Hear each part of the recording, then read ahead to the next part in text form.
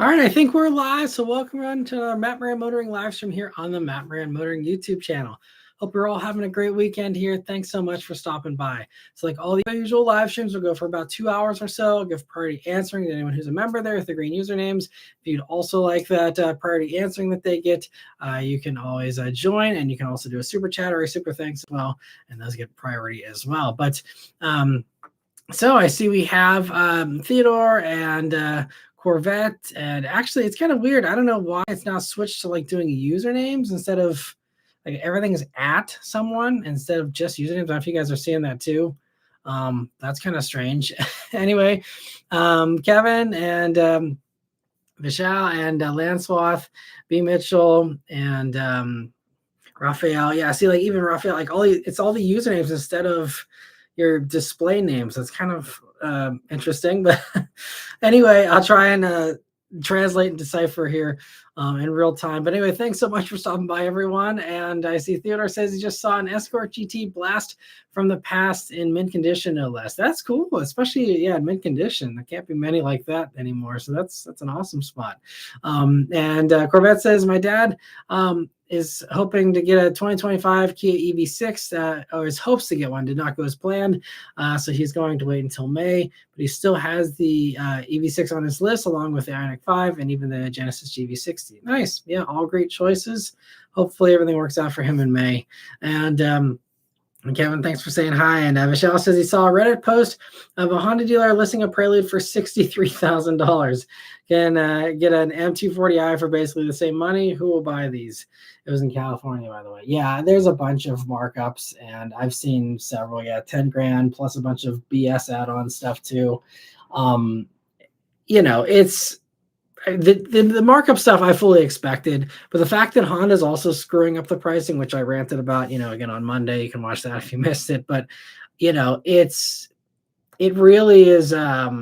It's just a shame. It's going to all completely kill the hype of this car, and dealer markups always kill hype, and that's one of the reasons why they boil my blood the most.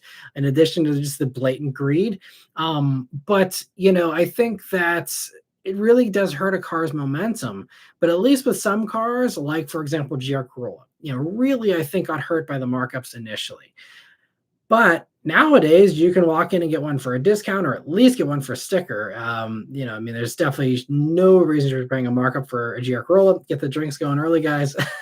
But there's no reason to pay a markup for that anymore. And so now, at least with that car, for example, the pricing is well done. So, once all the dust has settled and all the, markups go away, then you can just go and buy one, and it's a good deal, and you don't feel like you're getting ripped off. It's 40 grand, less than Prelude as well.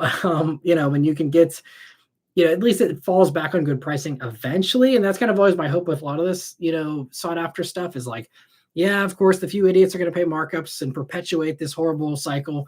And then once they get their cars, the next ones will hopefully be at a more realistic price point. But with Prelude, you don't have that, because even once the dealer markups go away, you're still going to have a car that is, at least $7,000 to $8,000, in my opinion, too expensive.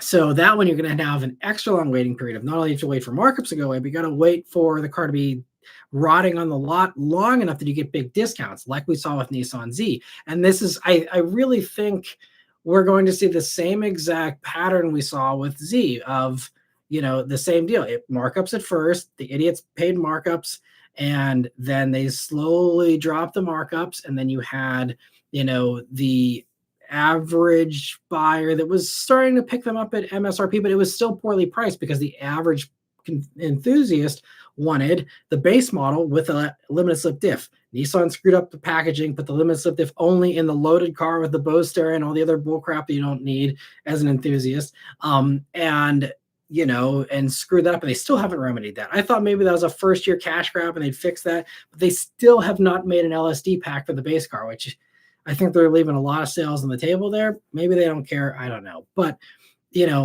now Zs are finally selling well. Why are they selling well? First, Supers are getting harder to come by because they're, winding down production of those.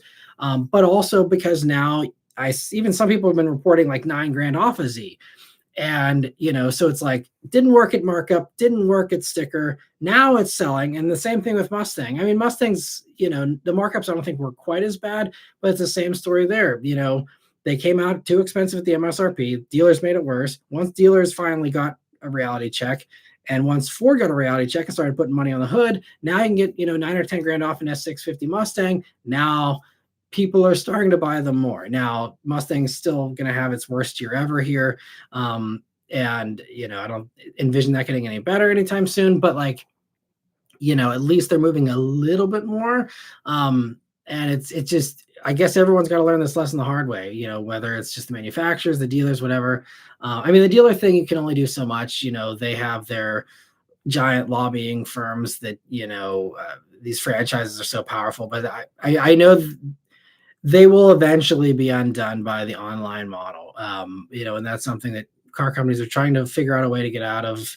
And, obviously they're not going to make any progress in the next couple of years here, but eventually I think they will wiggle out of the bear hug of misery that dealers are currently, forcing manufacturers to deal with. And so hopefully they can, wriggle their way out of that and finally sell direct to consumer eventually, like Tesla and others are able to do. And that's one brilliant thing. I don't give Tesla a lot of credit, but the avoiding dealers from the get-go was brilliant, and one of the very few things I think that should be copied from Tesla, because dealers are the scourge of the automotive world, unfortunately. I mean, there's some good dealers, and I work with some good dealers who are actually nice, actually help people, and actually don't do markups. And and those are the ones that I love. Those are the ones that I support, I recommend, I do business with. So I don't want to speak in generalities. There are some good ones, and unfortunately, though, they're also going to have to pay the price of the bad taste in the mouth that everyone has of dealers, because of the bad ones that ruin it for everybody. But it might take a while, but hopefully, again, someday that whole thing kind of goes away. And that's actually one of the new things I've actually been starting to link in some of my descriptions. Amazon Autos now sells cars direct. Now they do still go through a dealer technically, so the dealer still gets their stupid little cut, but it's basically, you do all the paperwork online. Amazon facilitates everything, and then you can choose to go to the dealer to pick it up if you want, but the paperwork's already signed, so you're not having to deal with any BS with that crap. Or you can have it delivered to you like Carvana style or whatever. And, it's kind of a more direct model. And I'm supporting that. And that's why if Hyundai sells it new, there's also just some used cars that you can get through Amazon Autos. And so I've started linking that because I also do Amazon affiliate links. And so, trying to also, branch off of the horrible YouTube earnings and, bring in new revenue in other ways. That's another opportunity there. But it just genuinely, I want to support direct to consumer stuff, because just the dealer stuff, there's just more bad than good, it seems, unfortunately. At least that's the impression with these performance cars. So anyway, sorry for a tangent to kick off the night here, but it boils my blood to see that stuff. And you're absolutely right, Michelle, about M240Is. I mean, like I gave all the list of cars you can get for the same or less money that are better cars.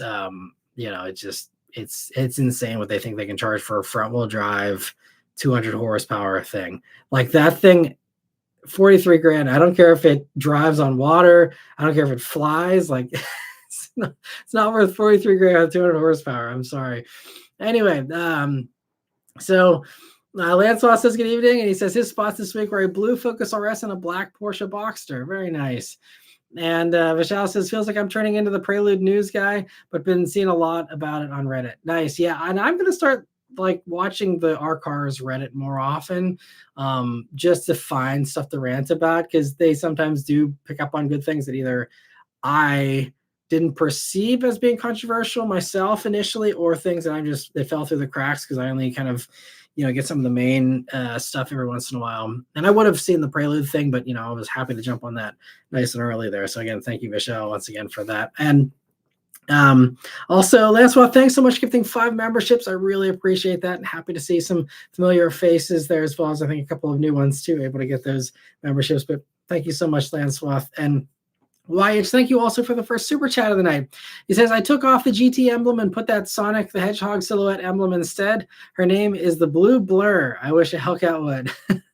Well, yeah, I'm glad you're still enjoying the Mustang. Hopefully, you can still get out there, and there's not too much snow or anything yet up in the Toronto area there. But thanks again for the super chat and for stopping by, and I hope you're doing well. And let me see.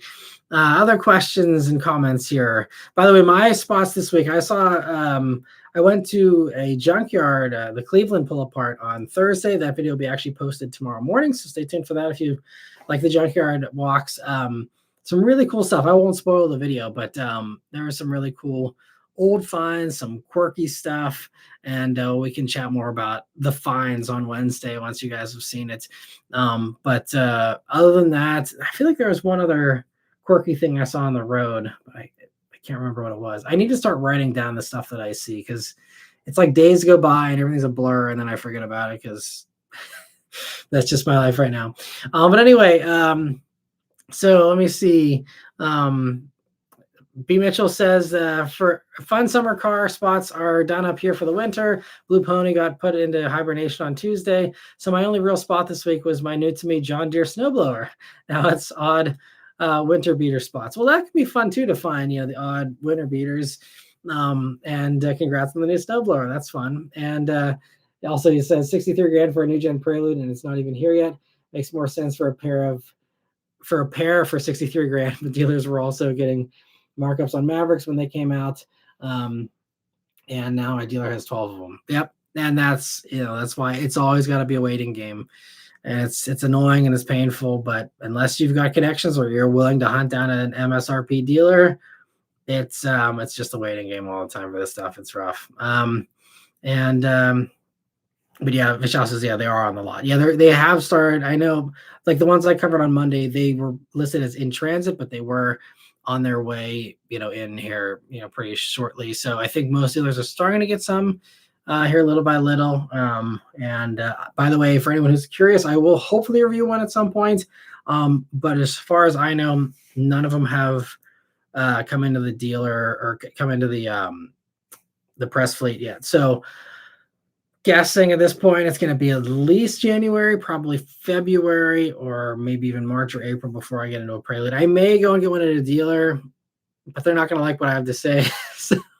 So usually, ironically enough, it's kind of safer to rant about a media loan car instead, because then there's it's not like it's directly like a car that's looking to be sold. I mean, I'm happy to be negative about sold cars, but I usually try and avoid it if it's something that's I know I'm going to hate or something like that. Like it's just not probably worth reviewing. But whenever it's media loan, it's like these are supposed to be reviewed, and regardless of what I say, it's not like it's linked to a dealer. They'll still sell whatever.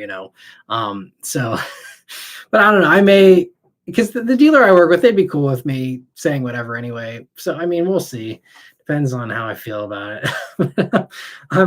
I'm very conflicted about Prelude because again, I really wanted to do well, and it's gonna be like one of these things where I'll be like, in a vacuum, this is great, but the price, it's gonna be so annoying in the video. So I don't even know if I want to make that video because that's all I'm gonna keep saying is, wow, like it feels pretty good, but it's 43 grand, and just that's gonna be the problem the entire time. So I don't know. Maybe that's a car I'll just skip reviewing anyway, because I mean, it's not like anyone's gonna have anything great to say. I'm curious about it, but it's not going to be as good as a Type R, and so again, there's no any upside is just nullified in my opinion. I don't think Brembo's and Type R front suspension is going to be life changing enough to recommend it for a 10 grand premium over just getting a great Civic hybrid, which is fantastic. I love them to death. If I needed something like that, that would probably be what I would go for. You get SI power with 50 mpg. It's an amazing combo, and it's priced pretty well, I will say. A little high still, but completely fine with it. I love those and highly recommend. All day at 33 grand works. It works for me, but not 43 for 2 less doors, less practicality, and Brembos you don't need, and a front suspension that's a complete waste in a car with that little power. But anyway, we'll move on here, I promise.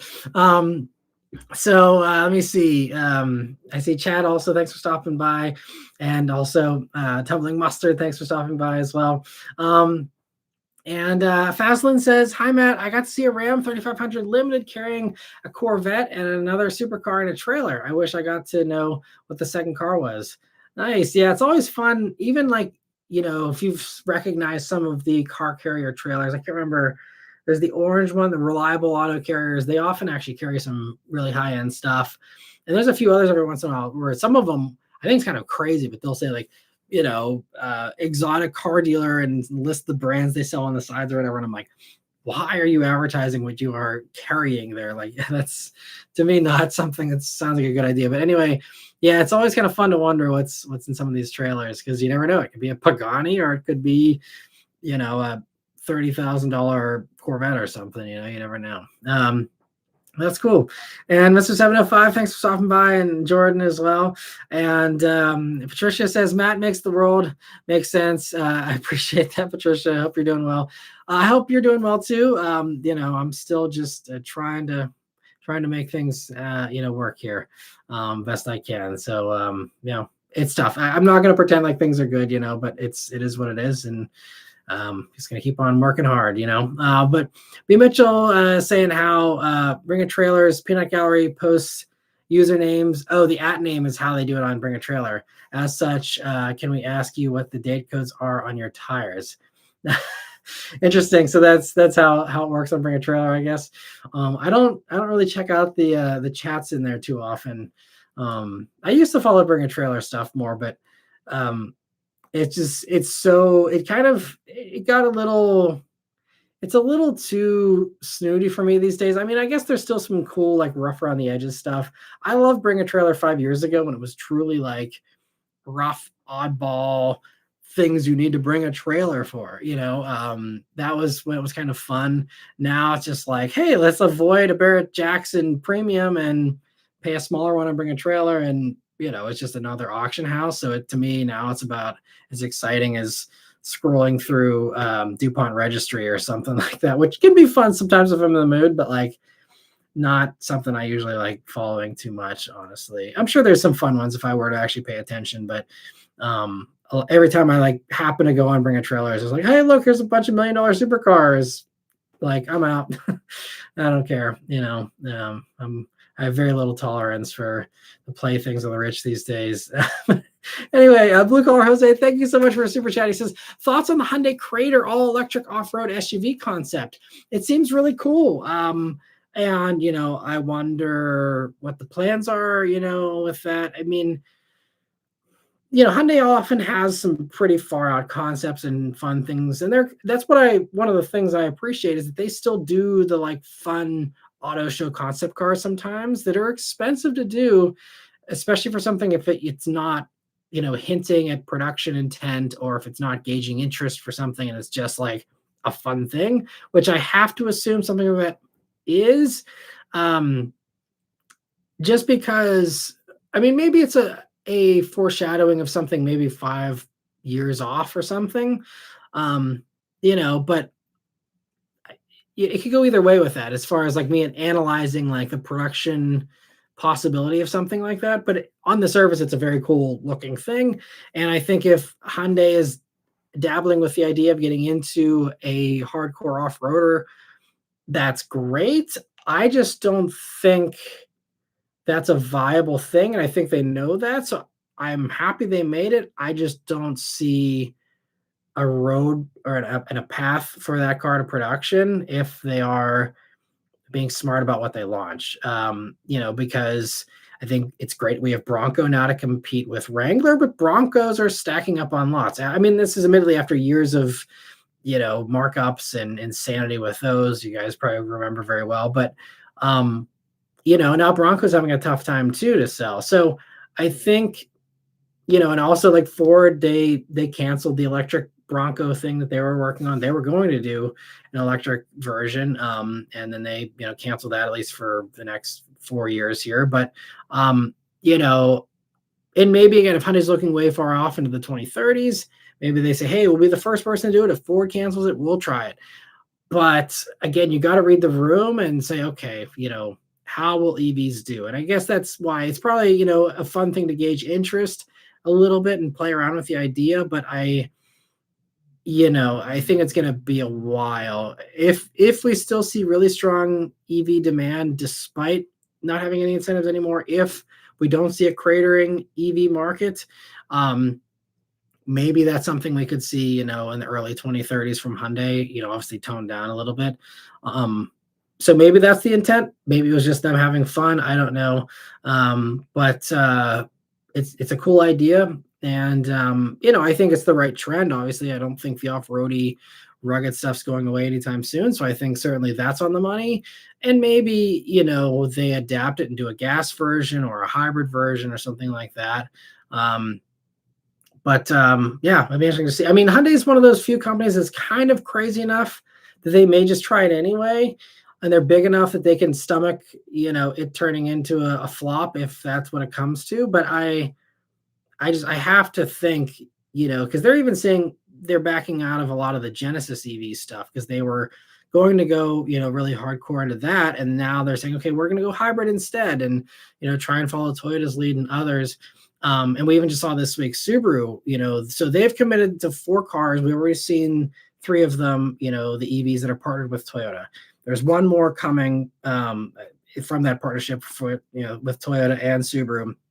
Those 4 are still unchanged. So the Uncharted, the Trail Seeker, all that stuff, that's still going to, proceed as normal. And that's already in motion, too much to stop. But like Subaru was planning on doing a next generation of EV stuff, including STI, was not fully confirmed, but that was a heavy hint that was going to be, the way. And we saw kind of the Subaru Performance.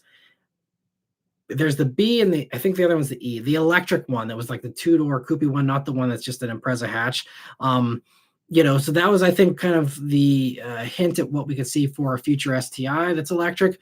But that, I think that and every other fully Subaru engineered EV, sounds like those are also getting put on the back burner. So I think, Hyundai's recognizing that the Genesis, we just even saw Genesis, show off all this new stuff this week in France, including GV60 Magma, which was kind of easy because it's a lot of carryover Ioniq 5N stuff. Still very excited about it, but that's something that wouldn't have changed by the recent, shift of the winds here. But, I think like this new supercar, they're saying it's got a twin turbo V8. If things had gone differently with, this EV transition, I think that would have been an electric supercar. And instead, it's now got a twin turbo V8 that's hybridized. That might have always been the plan, though, because I know they want to do racing and stuff too. So I don't know. But seeing them kind of backpedal a little bit on the EVs makes me think Hyundai corporate knows not to go for an electric off-roader like that, which is why that's a little bit befuddling to me to see that concept. But I'm excited for it nonetheless. Sorry for the long answers. But yeah, and thank you so much, Blue Collar Jose, for the super chat. I really appreciate it. And Chad, thanks so much for giving a membership. I really appreciate that. Happy to see that Liam was able to get that one there, and hopefully they can join in here if they're present as well. All right. Apologies again for getting so far behind on the comments already, but let me see here. So, and Liam also says he's seen. Oh, happy that you're in here, Liam. Then you got the membership. That's awesome. So he says, I've seen that the Prelude starts at 50 Canadian, works out to about 36 grand USD, which would be more reasonable. Interesting. Okay. Well, I'm glad that it's priced better for Canadians. That's good to hear. Yeah, and that's the other thing about pricing. I know that the components, I promise I won't keep going off the deep end here, but the components I know drive up the cost. The Type R front end, the Brembos, all that stuff does drive up the cost. But Honda can also, they don't have to price it super high. Like, I still believe they have a profit margin there. And the fact that, again, if they can afford to sell it for 50 in Canada, which is, coming out to 36 comparably, with conversion rates, then that tells me that they could sell it for less. And I know someone actually, I think this is in my comment section of the video I did, I think they said maybe this is Honda's way of trying to take some of the markup themselves and, squeezing the dealers a little bit to be like, okay, well, no one's going to pay 63 grand for this, but, getting it below MSRP is going to be a little bit harder. So, trying to maybe take some of that markup that they knew was coming anyway, take that for themselves instead of for the dealer, which I don't blame them for. but it still just screws up the hierarchy, the pricing of everything, and just, it's more expensive than an Integra, on and on, almost as much as Type R. It's just, I don't think that strategy is a good strategy, if that is what they're thinking, which I don't know if it is or not. But anyway, Raphael says, you won't believe my neighbor hit my gas meter for the second Sunday in a row. I called the police this time. Holy crap. Okay, so clearly this is just like them either being a horrible driver or something going on. That's bizarre. Well, I hope that everything turned out okay again this time as well, and hopefully the police at least have it on record and get things sorted out. Sorry to hear that. That is terrifying, and hopefully your neighbor is not an insane person. That's crazy. I guess another way to look at it is you've gotten very lucky if your house is still standing twice in a row, getting hit in a week with a gas meter. I suggest you go out and buy a lottery ticket. I don't condone gambling. If I don't want to push that on anyone, but you seem to have very good luck right now, Raphael. I mean, bad luck as far as some stuff, but the fact that you have not had worse luck might not be a bad idea, in my opinion. I'm a little superstitious like that sometimes. But anyway, in all seriousness, glad you're okay. Hope things get sorted out with that, and that's crazy. Sorry to hear. And happy to see the drinks being poured over the early GR Corolla mention. And Wheatman says, good evening, Matt. What was your take on the LA Auto Show? Any favorites? I think the new Telluride looks good. I mean, that was kind of earlier, before LA technically.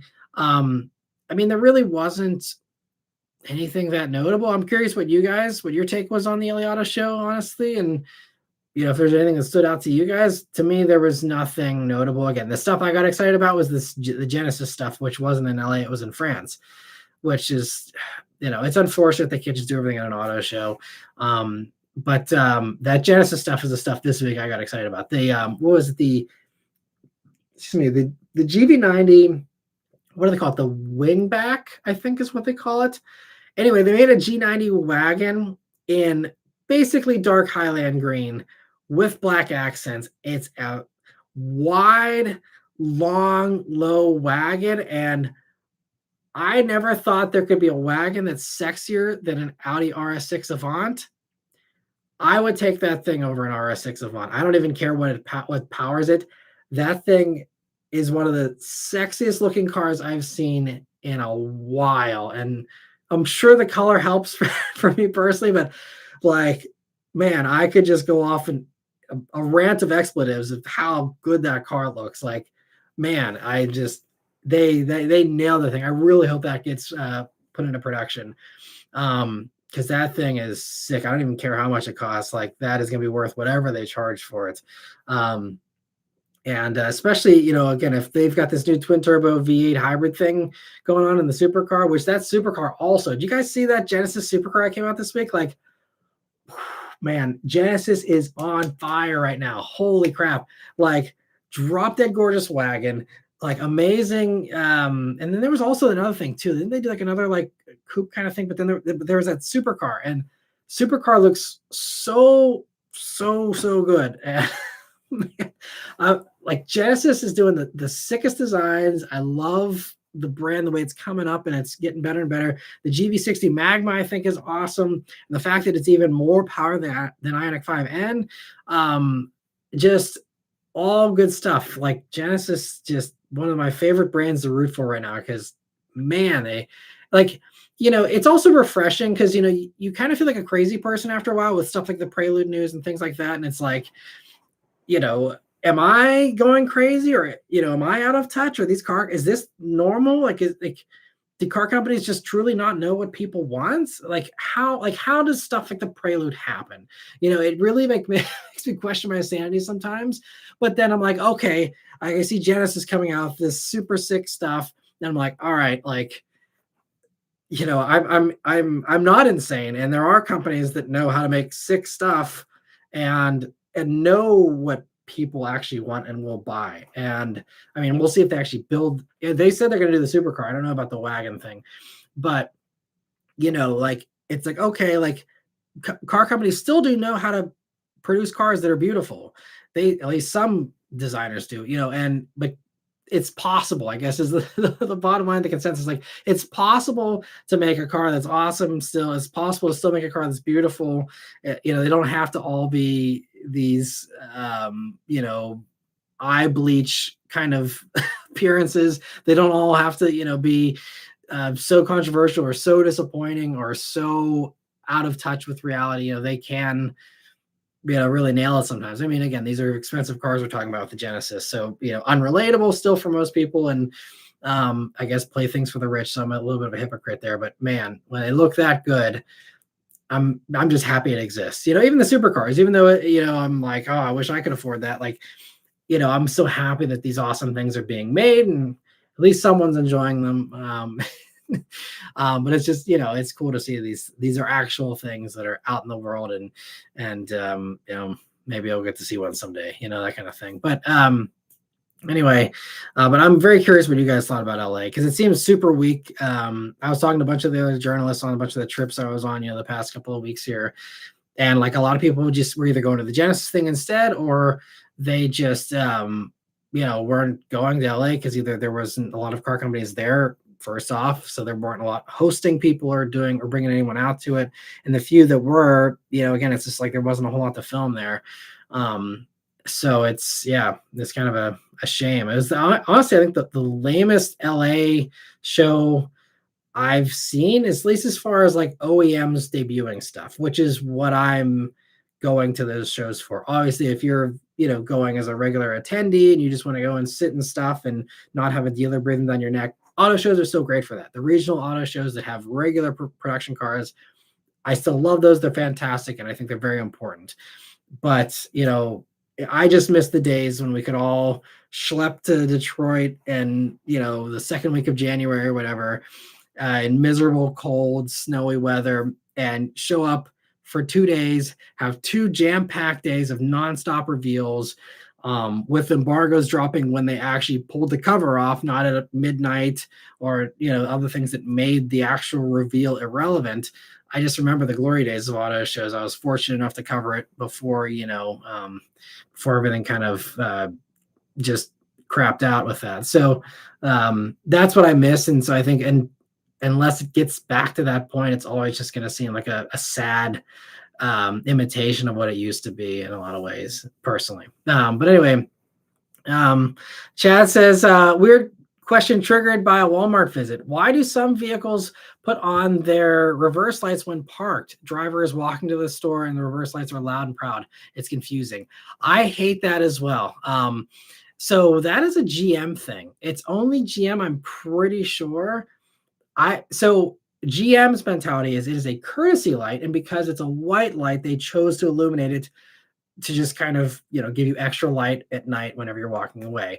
That's the idea, but it also does it during the daytime, which is confusing. And also I can't tell you the amount of times that I've been rolling through a parking lot and I see a GM vehicle with their reverse lights on, and I stop to like let them out or something, and it's like, oh wait, like there's no one there. I've had that. I've been, probably hundreds of times over the past decade. So it is annoying. Now, I think, like, because we have the Lyric now, and I'm pretty sure that doesn't do it. And I also think some of them you can turn that off. I need to look into that, but I've walked away from the Lyric and I don't notice it having that on. So I don't think it does it. But yes, that is absolutely annoying. And I always thought that was kind of like, not necessarily a safety concern, but just like a bad design that you thought they would have remedied quickly, and they never disabled that. There should be some kind of law against, like, your reverse lights shouldn't be able to be illuminated when you're not reversing. Like, that's, or whether the car's not in reverse. Like, that just, I don't know. Yeah, that seems very weird for sure. But in GM's mind, it's a courtesy light. It's great. And so, yeah, I guess some people maybe like it, others hate it. I think there's probably a lot more on the hate column for sure. But yeah, it is kind of a strange choice. And thanks for bringing that up, Chad. I don't think we've ever talked about that, but yeah, that is definitely a weird GM thing. And let me see here.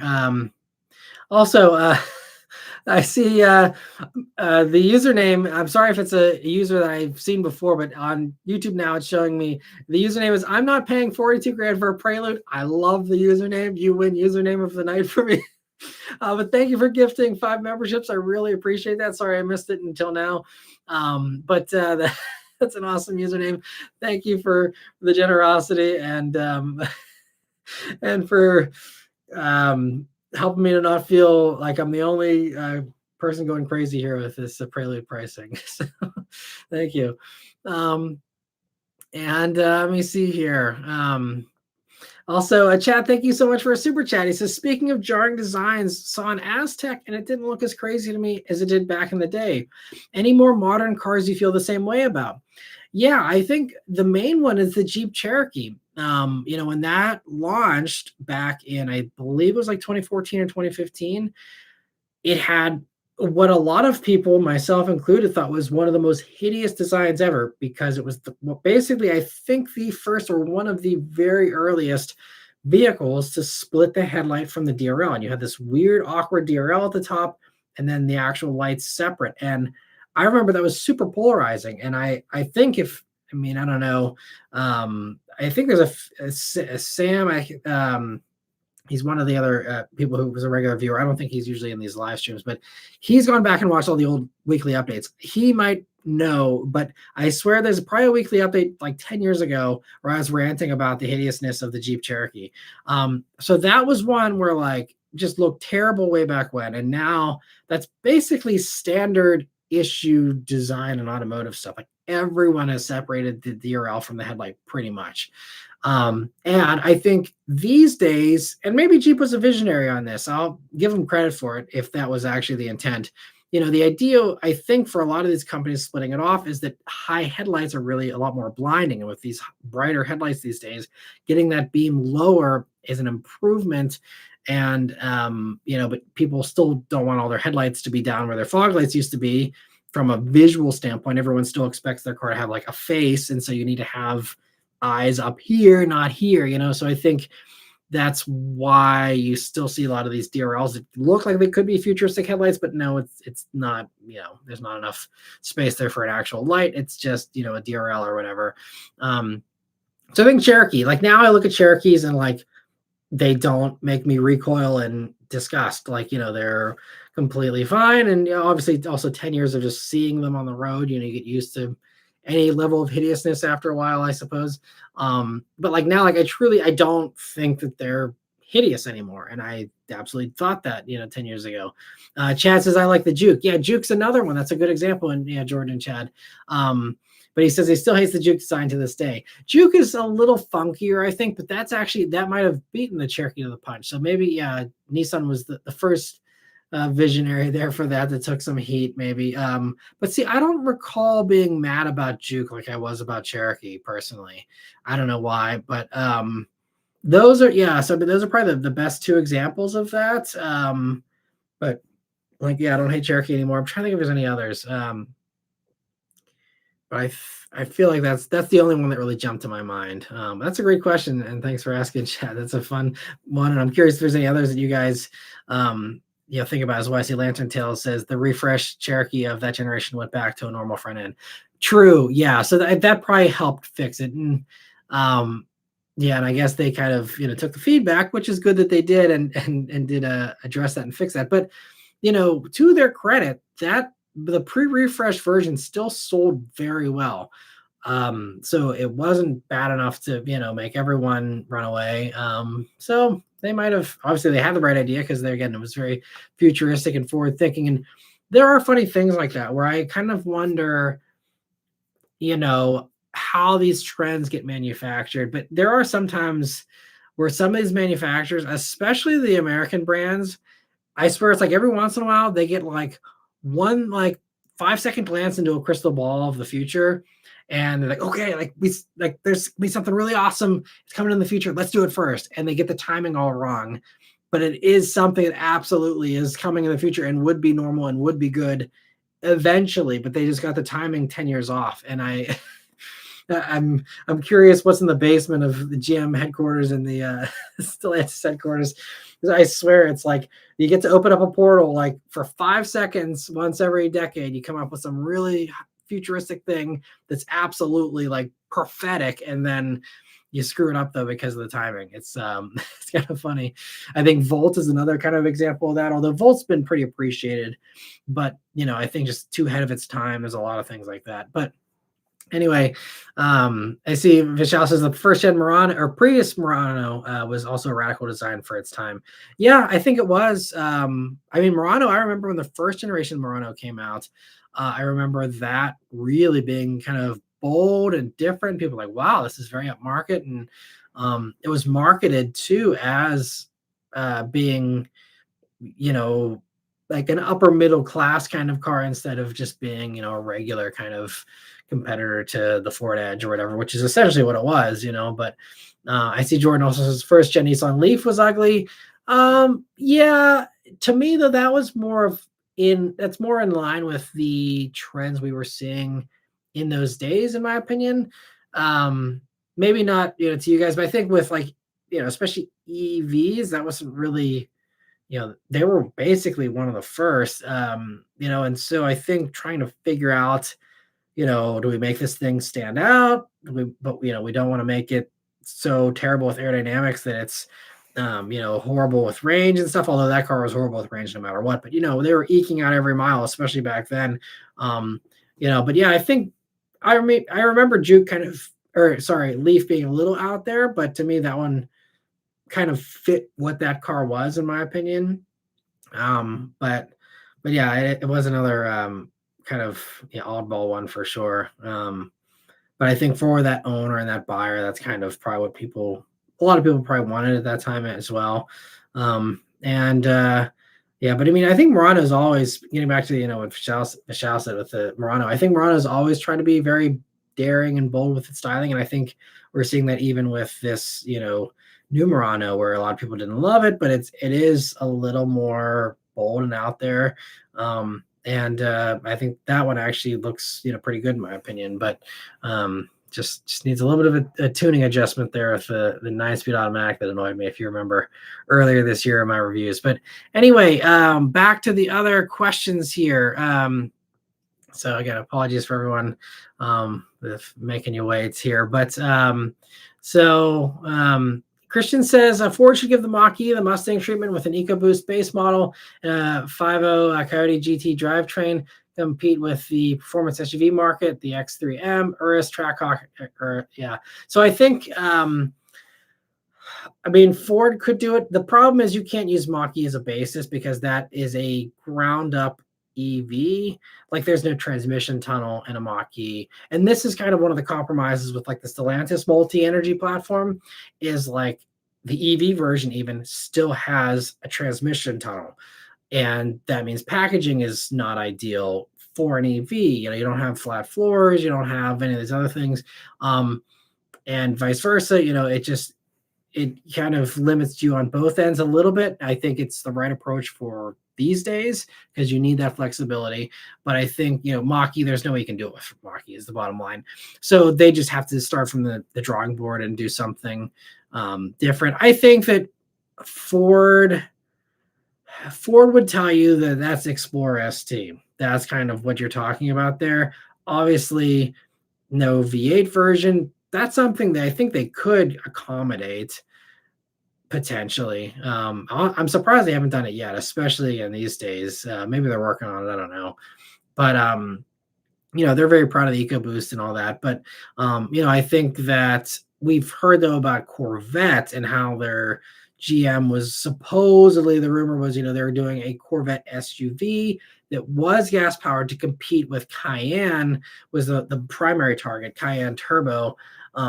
I don't know if that's still happening or not, or if that ever was happening. But I think GM is trying to do that. But I don't know if Ford is, if they have any interest. I think the most up and coming thing that I've heard, as far as anything remotely close to that is the idea of a 4-door Mustang that's gas powered, but it would be a sedan to compete with Charger essentially. and that would have a manual and a V8 and essentially just be a stretched four-door, Mustang coupe, which I think makes a lot of sense, especially with Mustang sales doing so terribly. I think that would really give them the kick in the pants to be like, all right, this is something that needs to happen. It's part of, I think, why Mopar had all the success they did in the past decade here. And I think Ford's finally going to cave and do that.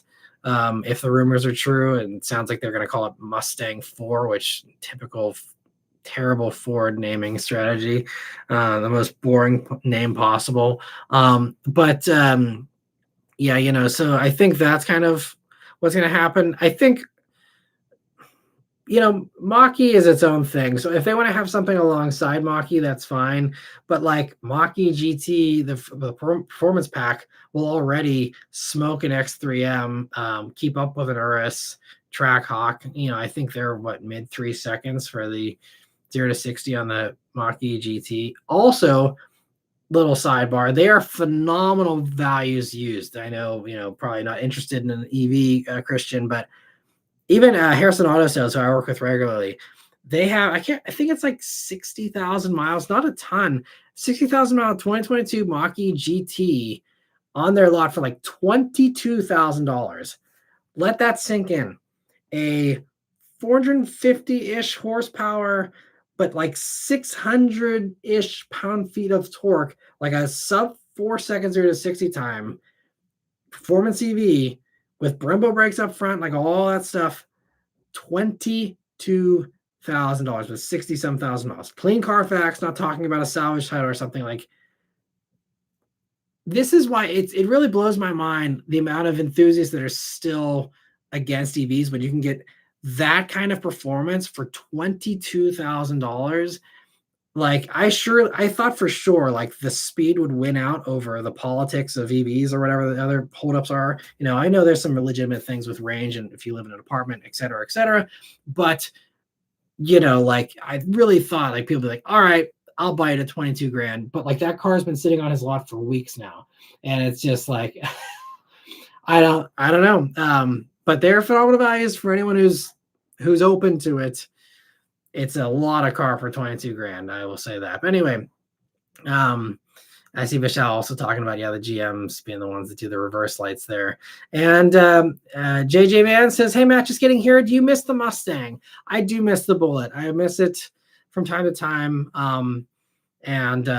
Still wish I had it, but it's absolutely, I have no regrets about selling it because YouTube hasn't gotten any better, unfortunately. So it's definitely what I needed to do, for the family, and it was the right move. But it's a shame that that's what it came to, and that was the move that needed to be made. But again, I'm very happy with where it's at and the life that it's living now. So that gives me a lot of comfort. I think if I didn't know where it was, or if I, didn't love where it went or something like that, I would probably miss it more and feel more bad about it. So I'm so thankful that the way it worked out, I feel so good about, that car and where it's at now, and its next chapter in life here. So that really brings me a lot of happiness and comfort too. So I miss it, but I'm glad that it's finally being driven as much as it should be driven, and enjoyed as much as it should be enjoyed, instead of being a garage queen in my garage. So it's I'm happy about it. And let me see. Lantern Tales says, what was one car that was killed off as a direct result of dealerships, not because the car was bad? Let me see. I'm trying to think. I don't know I think it kills the hype, but I haven't known of an instance where it's completely killed the car, because, and this is what dealers love to quote, it's a free market, and it's, market dynamics of supply and demand. So, if it eventually, dealers will cave on the markups. And that's why, again, it's a waiting game. If everyone had the patience, no one would ever have to pay a markup. You would, I won't get into it, but like, markups don't have to be a thing. It's just because they're perpetuated by people who bite. But, I think with any of these cars, eventually the markups do go away. And eventually you're able to, get them for at least MSRP, and then they do begin to sell normally, on their own merits without the dealers, screwing up that equation. So, I don't think any car that gets killed off after that, even if the dealer hurt their momentum, if it hasn't rebounded on MSRP pricing and it hasn't rebounded on its own merits, I still kind of blame that on the car itself and not on the dealer. Um, Certainly dealers don't help things, but again, I think that a car, if it's good enough, should rise above that, and should continue to, still be enough of a strong seller, even if it's not, a viral hit, enough of a strong seller justify keeping itself around. Um, and Wyatt just clarified he's in Ottawa, not Toronto. Gotcha. Apologies for the mistake there. And Allion Base says, with the Prelude price so high, does that also drive up price of Civic Type R? That's another thing that people raised as an idea, is maybe, because I don't know if we have 26 Type R pricing yet. So some people are saying, prepare for Type R to now be over 50 grand or something, and there'll be a big price increase. I don't foresee there being a giant price increase to still justify Prelude. I'm sure there probably will be a price increase for Type R, but unless they're tacking on the 15% tariff, which they might do, but most companies have kind of taken the hit of some of it themselves and spread the cost of some of the rest of it out to others. I think, that's the only way. If they just put 15 grand premium on Type R because of tariffs, then Prelude makes more sense. Sure. And maybe that'll be the saving grace, which would be a crappy saving grace. But if that's, the world that Honda's decided to, put their dealers and their fans in, okay. Subaru kind of did the same thing with WRX and screwed WRX sales by making it 37 grand and also killing off the base model at the same time. But, a lot of this is, not their fault. It's the fault of the tariffs. And which is kind of ironic, because how many people, were excited about, these political changes in hopes of saving the car industry because they didn't want to have emissions regulations. But it's like the tariffs are going to kill the fun stuff anyway. So, hopefully, again, we can work some of this tariff stuff out and get them lowered, and they'll just fade away once, we start to feel some more painful, effects of them. But anyway, that could be a potential, is maybe price of Type R goes up and then Prelude doesn't seem so bad, but then that would have to be, it's still, to me, it goes back to Civic Hybrid. It's all like, I'm going to tell people to buy a Civic Hybrid. Like, it just, having 2 less doors is not worth 10 grand more. Like, I don't care about the Brembos. I don't care about the front suspension. I think most people don't care either. If they do, they go buy a Type R Civic, so like, it's unless Civic Hybrid is also like $40,000, it's not going to be okay. And if that's the case, again, then they really got some big fish to fry, because then Civic's going to definitely drop off the top seller list if they start going for 40 grand. But anyway, yeah, so we'll see what happens. Be very curious to follow 2026 Civic Type R pricing. Maybe that'll be another Matt rant for another time. And Lantern Tail says, Dodge recently introduced a Wendy's employee discount on Hellcat models. Interesting. And Wyatt said he thought that was a joke. Yeah, I'm curious myself. I thought I heard something about that, but I didn't pay enough attention as far as whether or not it was a joke. But Wendy's is also hurting, so maybe that was just something to try and get some attention on Wendy's, because they're having a terrible year, like a lot of companies and a lot of people are. But Wendy's is not doing well, so maybe that they're going to start getting controversial like they used to be to try and get some attention. We'll see.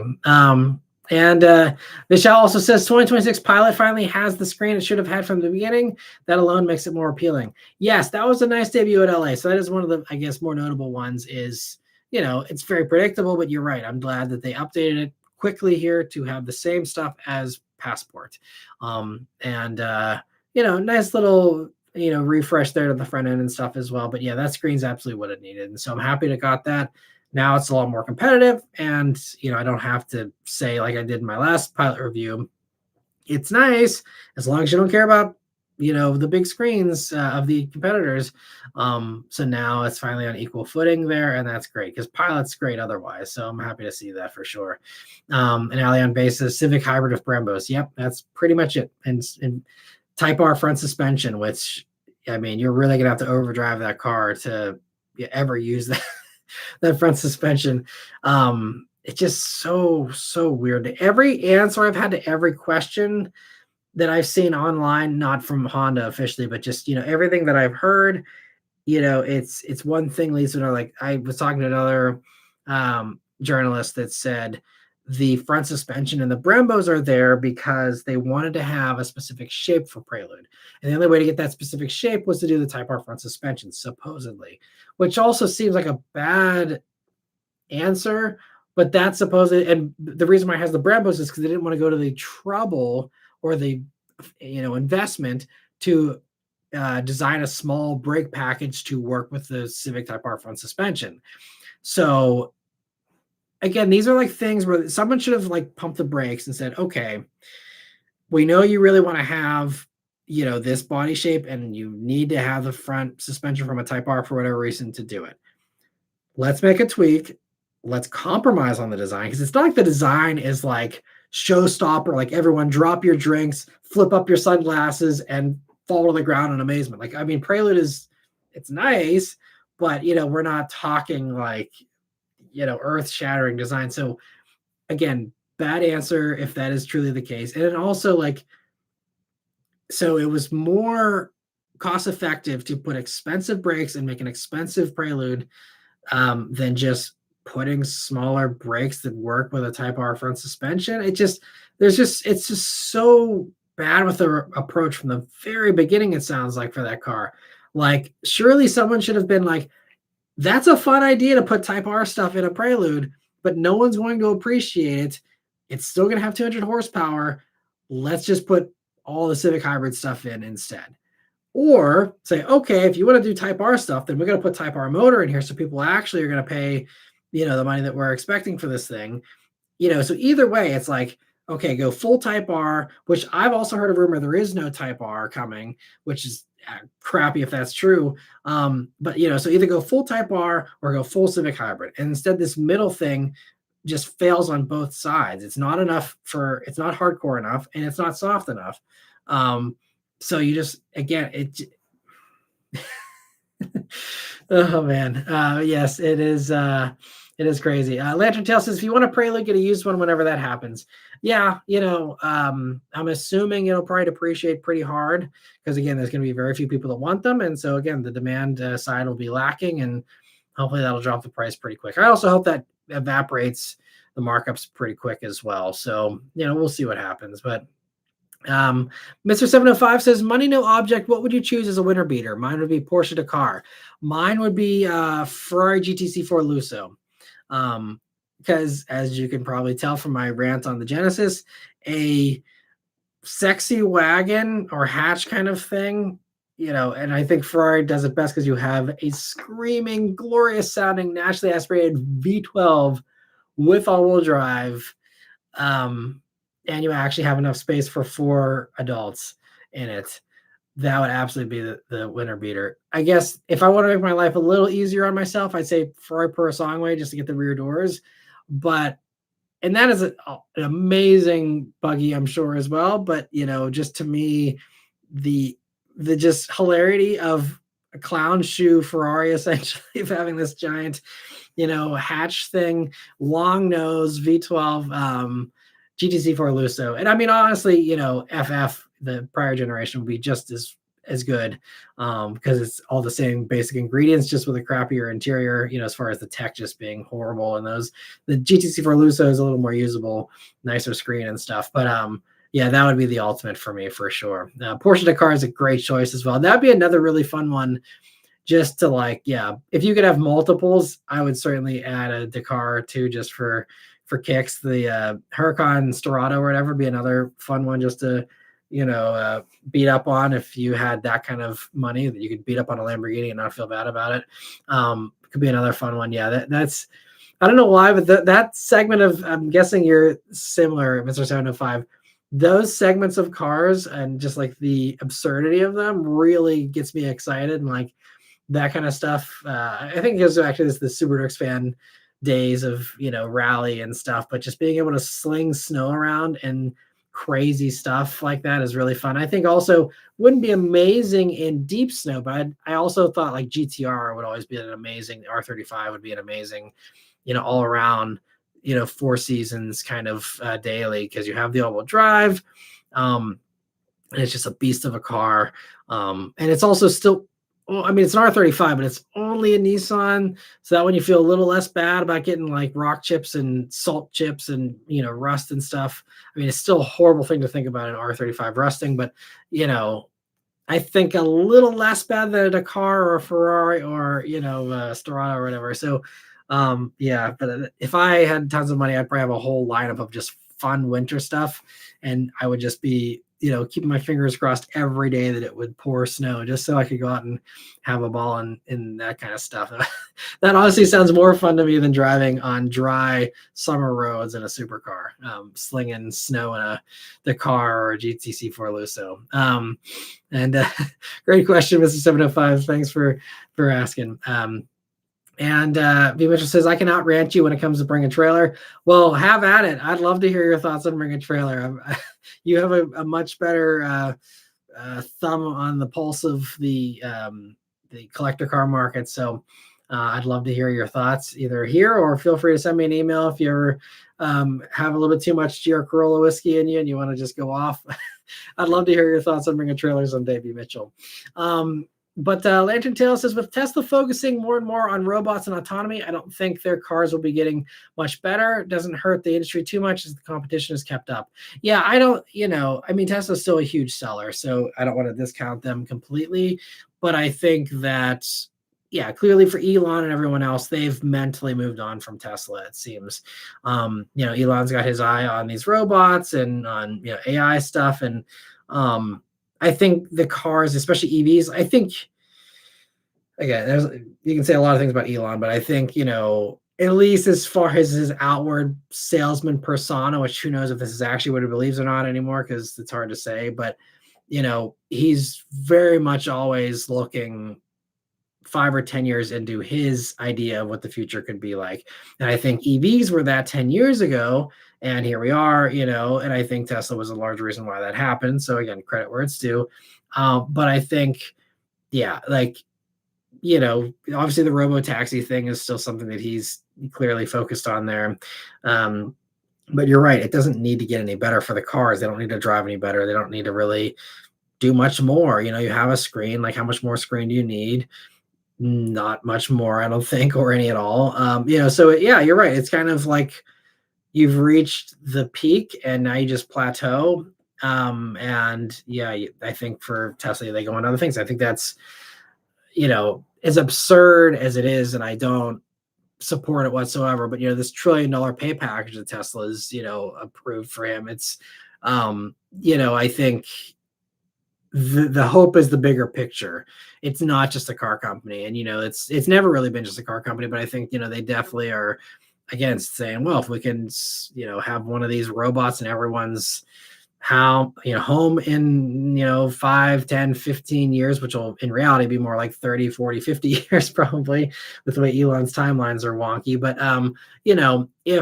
if that is truly where they believe we will be, I mean, again, it's everyone can weigh in on the reality of the economics of if that is actually ever going to become a thing. But if that is truly where they think we're headed, is it's as ubiquitous as a computer in your home, in some future timeline, then yeah, like, if Tesla's the first to do it and basically have that next giant leap like we had 40, 35 years ago, I guess that's why they can justify it. But absolutely, I think Tesla is not worried about their cars much anymore. And I guess they don't really need to. I think, this is another example. It's kind of like the markups. If the buyers keep buying, why change? I mean, you could even apply the same thing, Toyota 4Runner for a decade of the same thing. People kept buying. Why would you change it? And I think the same thing goes for Model Y. It's still selling fantastically well. Even, I mean, they've had some struggles this year, thanks to Elon's antics. But, even with all of his antics, the amount of people that still say this 10-year-old car is so good that I don't care what Elon does. I still like the car and I don't, care. And I mean, there's a lot of people that, and some people, it's, again, everyone's different, where some people, they can separate the person or the leader from the other parts of the company, or the artist from the music, producer from the movie, vice, whatever you want to say. We all kind of do it in various ways, so I'm not going to be a hypocrite there, because I love Baby Driver, even though there's what's his face is controversial, Kevin Spacey, or whatever in that. Still a great movie. Not going to ruin my enjoyment of Baby Driver, even though he's probably a crazy person or whatever. But like, so everyone has their lines that they draw, and I'm not here to judge where your lines are drawn. But I think clearly there's a lot of people that they don't mind what Elon does, and they'll still buy the cars, and they don't care how old the car is. They don't care the flaws the car has. They still keep buying, and as long as they keep buying, why change? So I mean, it's a solid strategy, short term, and as long as they are able to come up with something truly next level and next generation when they need to, once they see sales truly drop off for good, then that it's that's when they truly are going to start falling behind. But until then, there's no need to. And I think, we've heard they're going to be adding CarPlay here. It sounds like most likely, which I think is a hugely important step to hopefully, get GM to drop their nonsense, and same with Rivian and others. So I'm hoping that that'll kind of, bring CarPlay back to being something that people aren't getting rid of, and instead, is here to stay. And, but I think that will probably, prop Tesla up for a while. And I think once, we get all the people who wanted a Tesla but wanted CarPlay, once you get them off the sideline, they buy. And if Elon manages to keep himself, out of controversy even slightly, to try and stabilize what is the real picture of Tesla demand these days, and the cars merit these days, and stripping away all the other stuff. Once we kind of get a good baseline of what that is, and once Tesla management figures out, okay, what is the true baseline demand for this car, once the dust is settled, then you can say, okay, do we need to do something, and when does that come?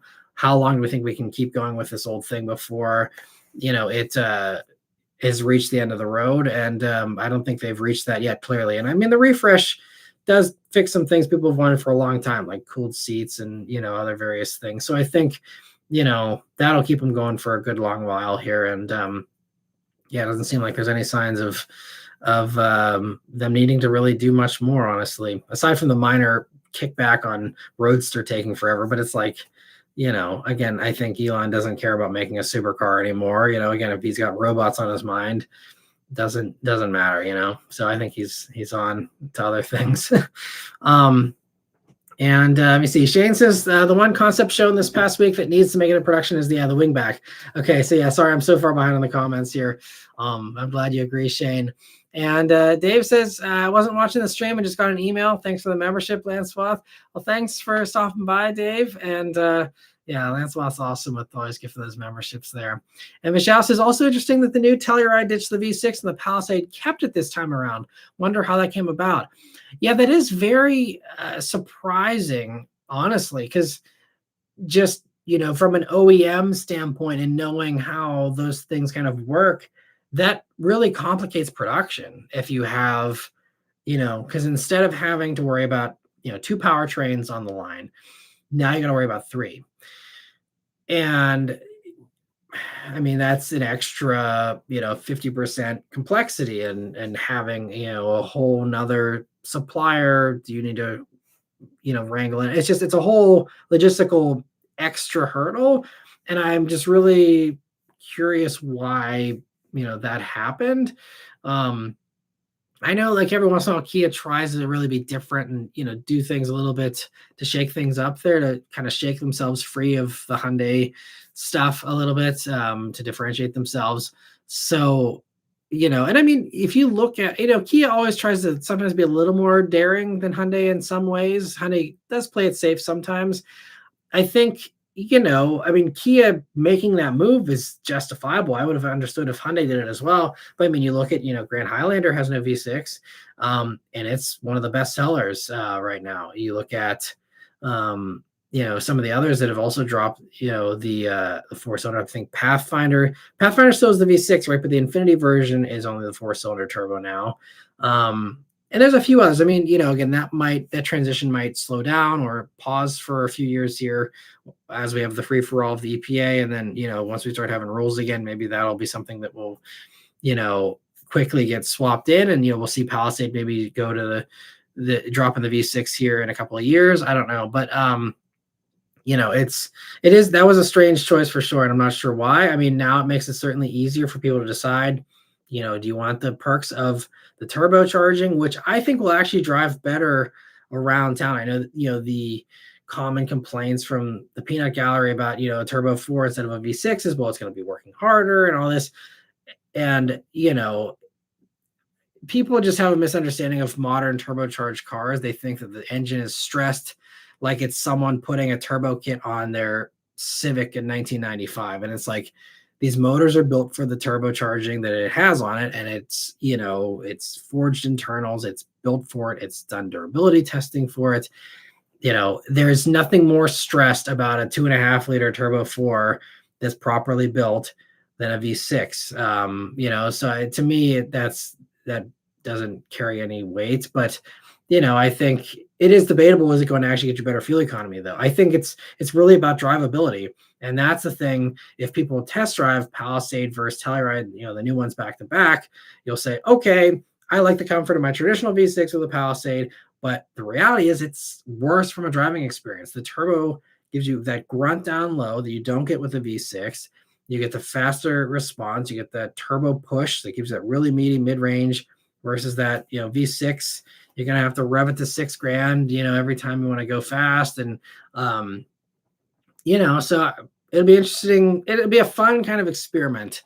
Be like, okay, two vehicles, very much the same as far as interior space, as far as, a lot of the stuff as far as how it drives otherwise. But, which is the better experience? And, what traditionalists are willing to give the Kia a chance now and which aren't, but it'll be fun to kind of watch that one and sit back with a popcorn and see who made the right choice there on that one. I'm assuming Palisade will be the right choice, initially. But I think, as time goes on, the Telluride may pull ahead, because I think I think most of the time better.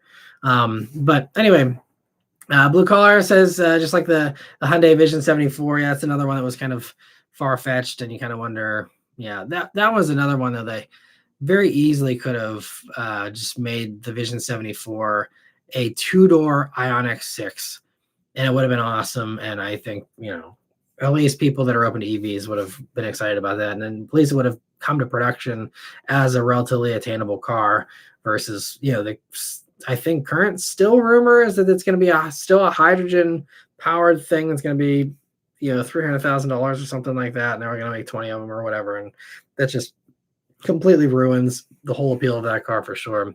And Quiet Meadows says, hey, Matt, what do you think of the Magma? I think it's awesome. I'm sure, again, you probably were asking that right when I was already talking about it. But yeah, definitely awesome. Let me see if I can try and catch up. Sorry, again, I just noticed the other super chats here. So Chad, thank you for the super chat. He says, the egg-looking headlights on cars were always odd. Yeah, that was another strange thing. You're talking like Porsche 996 maybe, and some of the others that, kind of had the blobby headlights. Definitely a weird choice for sure. Like Mercedes S-Class of that 90s generation didn't look great either, in my opinion. And Strass Edge, thank you so much for the super chat. Sorry again if I missed it and you've already signed off, but he says he's out for the night. Hope to see more Matt Moran. So I appreciate that. And once I find stuff that's rant worthy that I can get worked up enough to talk about for a few minutes, I will absolutely, because that one did phenomenally well. And even if the remaining following ones do even half that good, I'll be very happy. And that would go a long way to helping the channel. So, so I will try and find things to rant about as best as I can without reaching too much. So yeah, stay tuned for more of those for sure. And let me see. And thank you again for super chat there, Stress Edge, too. Have a great week. Let me see. Lantern Tail says the only way Prelude can justify its price is if it came with a manual. Manual hybrids have not been done since CRC. Yeah, that would have been really cool. That's just another thing. They don't feel like engineering right now, apparently. If they can't even be bothered to do a unique brake package on a Type R front suspension, you can be damn sure they're never going to come up with a manual hybrid if this is the level of effort that Honda's willing to put in right now. That's how far away we are from that. We'll see. But yeah, and Chad says, heard anything about Slate? I get a decent amount of commercials with 3D printed accessories. I guess it's my algorithm, but I haven't seen anything from them concrete news-wise. Yeah, I think, they're still just working on all the small stuff just to bring that car to production. And it's just, that's the problem with these long leads. It's the same with Scout. Scout made a big splash. When was that now? A year ago, year and a half ago, or it's been already been 2 years. I don't know. Anyway, Scout's been, seen for a while, but like that's not even coming into production, I think, until late. Is it late next year? Is it a 2027 model year vehicle? I think so. Maybe it's coming sometime next year, but it's been a long wait for that too. That's the same with Slate. You show something off, but then all the hard work to get it on the road takes a couple of years. And, I think that's where Slate's at right now. It's just the quiet kind of working in the background, the boring stuff to make that a reality. But Mr. 705 says, do you think the new Xterra will be a hit?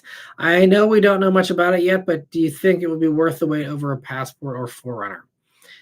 It depends on how they play it.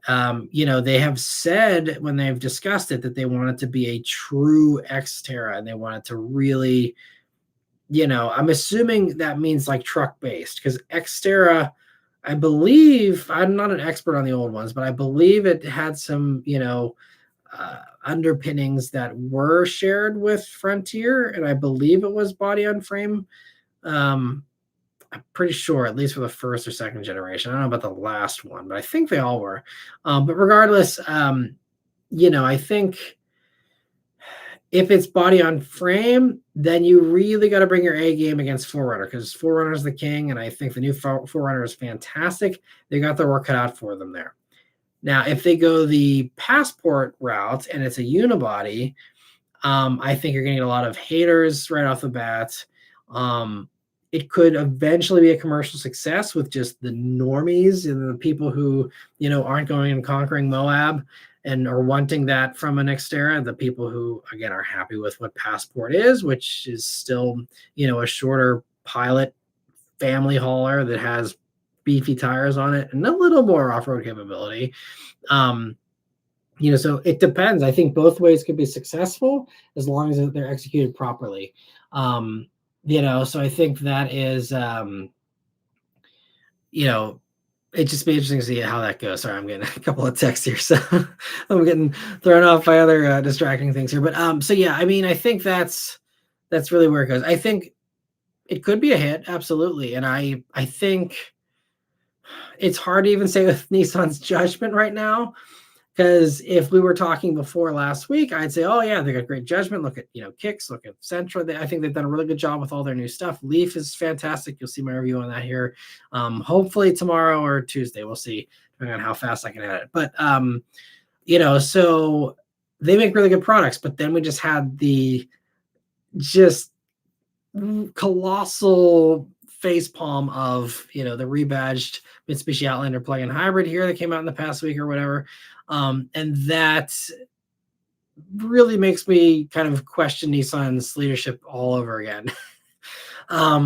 So if it's the person who called the shots on rebadging the Outlander plug-in hybrid, if that's the person calling the shots on Xterra, or that's the team that's going to be leading that, I don't think it's going to be a hit.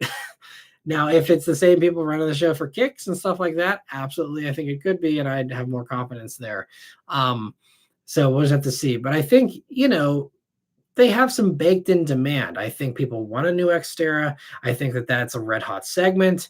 And even the worst executed ones in that segment still sell pretty well because I think there's just an inherent demand for rugged stuff. Like I've said many times before, people feel that need, whether it's because they're surrounded by SUVs or surrounded by more extreme weather or trucks, whatever the case is. People want that conquer anything kind of mentality because of the times we're living in. So I think that preparedness sells itself, and as long as Xterra has some legitimate appearance of preparedness and rough and ready to rumble kind of thing going for it, I think it'll do pretty well. So yeah, as far as whether it's worth waiting, I think you could always play that game, and that's kind of to me a lost cause, because there's always something new coming. There's always right around the corner is going to be some other amazing thing. I'm a firm believer in living in the moment because tomorrow's not guaranteed. So if you like Passport or you like 4Runner, for example, get one of those. You can always trade into something else in the future, especially if 4Runner resale values hold even close to as well as they have for the last generation. You're not going to lose much money on a 4Runner. So pick up a 4Runner, enjoy it if that's what you like, and then you can always trade into the Xterra if it turns out to be better and something you're interested in. That's how I play it personally.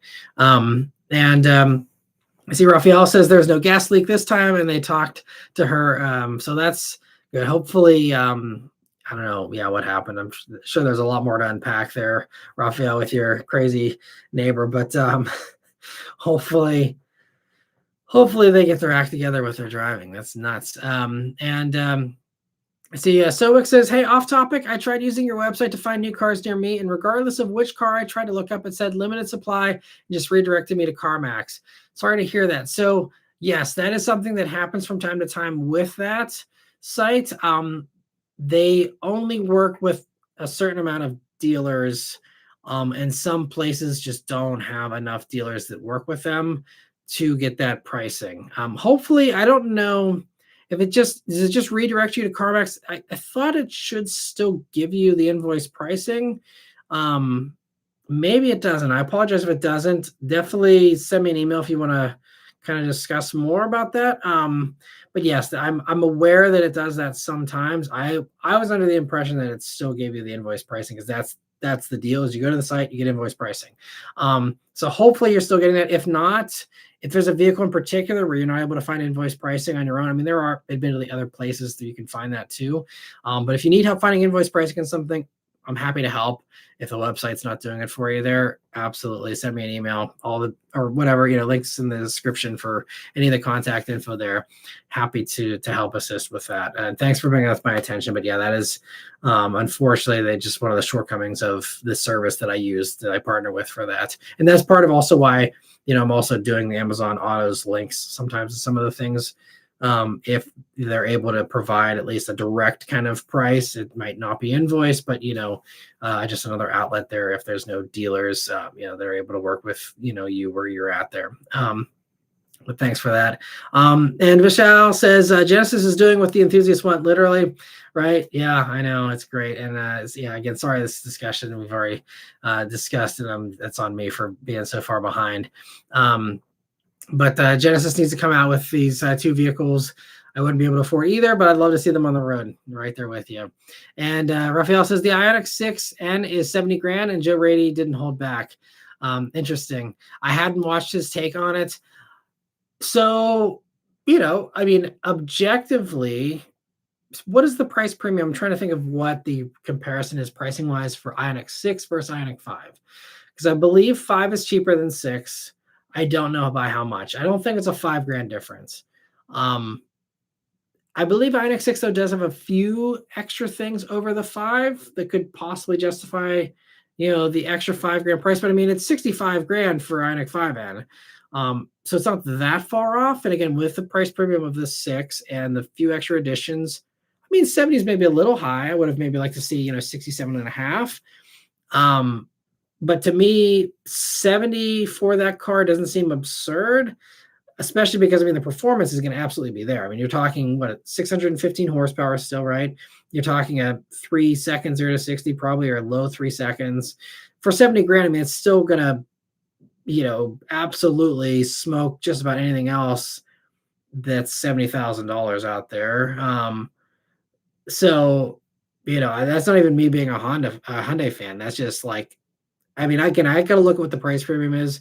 It's probably a little high, but to me, that wouldn't be rant worthy personally. I know Joe also, I've talked to him and I know that, he's not as excited about some of the EV stuff. He wants it to, he wants that feel and he wants that, traditional kind of experience. And I don't blame him. That's what, we've all kind of grown up with, gotten used to. And he's also, a little bit older than me. So he's had more time to really, kind of cherish that old school kind of, thing. And so I don't expect, everyone to love everything. Obviously, we can all like different things. But personally, I probably wouldn't agree with his take. I'd have to check it out. But to me, 70 doesn't seem insane. But we'll see. Again, I have to do a little more research. I just don't know enough about it to say. But I honestly don't even know the price of the Ioniq 6N yet. So that's news to me. Yeah, I mean, I wonder how well Ioniq 5N is selling, because I did see, obviously it was eligible for the tax credit and there was that discount, but I'm curious. I don't think they've actually priced the refreshed Ioniq 5N yet, because the for 2026 the Ioniq 5 regular version got a big price cut to basically make up for the fact it doesn't have the tax credit anymore. I didn't see if they discounted 5N. I don't know if they have announced pricing for that yet. That'll be the big tell. Because if that introduces a bigger spread, then I see, okay, the argument falls apart for the 6N then. Because because I think it was $8,000 or $9,000 off for regular Ioniq 5. If Ioniq 5N is now, instead of 65, if it's 57, 56, something like that, and then you say 70 for Ioniq 6N, okay, then I agree with Joe. That'd be a crazy price. It all comes down to competition. It comes down to what everything else is priced at in that brand, and reading the room. And if because everything is fine in a vacuum, but it's all about comparison. That's the really important thing, is comparison. And that's why my reviews are not advertisements where I just point at stuff and say, here's the stuff it has. It's always about comparisons, and that pricing component at the very end of my reviews is crucial. That's what makes a review, in my opinion. Just blankly, covering everything is not a review. That's just a salesman showing you where all the cup holders are. It's about, how does this stack up? And the way that you compare things is talking about the competition. That's crucial to everything. And when you don't talk about competitors, it's not a review, in my opinion. It's just, you got to do that. I mean, used is different, because the competitors are so all over the place. You'd spend an hour discussing everything you can buy for whatever the price point is. But like when we're talking new cars, you got to compare it. That's, to me, it's crucial. And it's even, I mean, there's been times in the past where GM, and they haven't done this in a couple of years, but in years past, I'd say, hey, I'd like to review blah, blah, blah. And they'd be like, oh, okay, are you going to compare it to stuff? And I'm like, of course I'm going to compare it to stuff.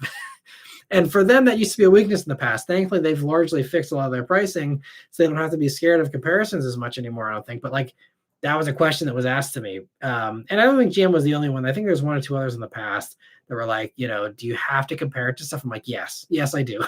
Because otherwise it's completely irrelevant. Like, and I don't want to be misleading, because if I'm in a video, I'm like, this costs this amount of money. The end. Some people might be like, oh, okay, that's fine. And they don't realize they can get something better or equivalent for less money in another car company. So yeah, anyway.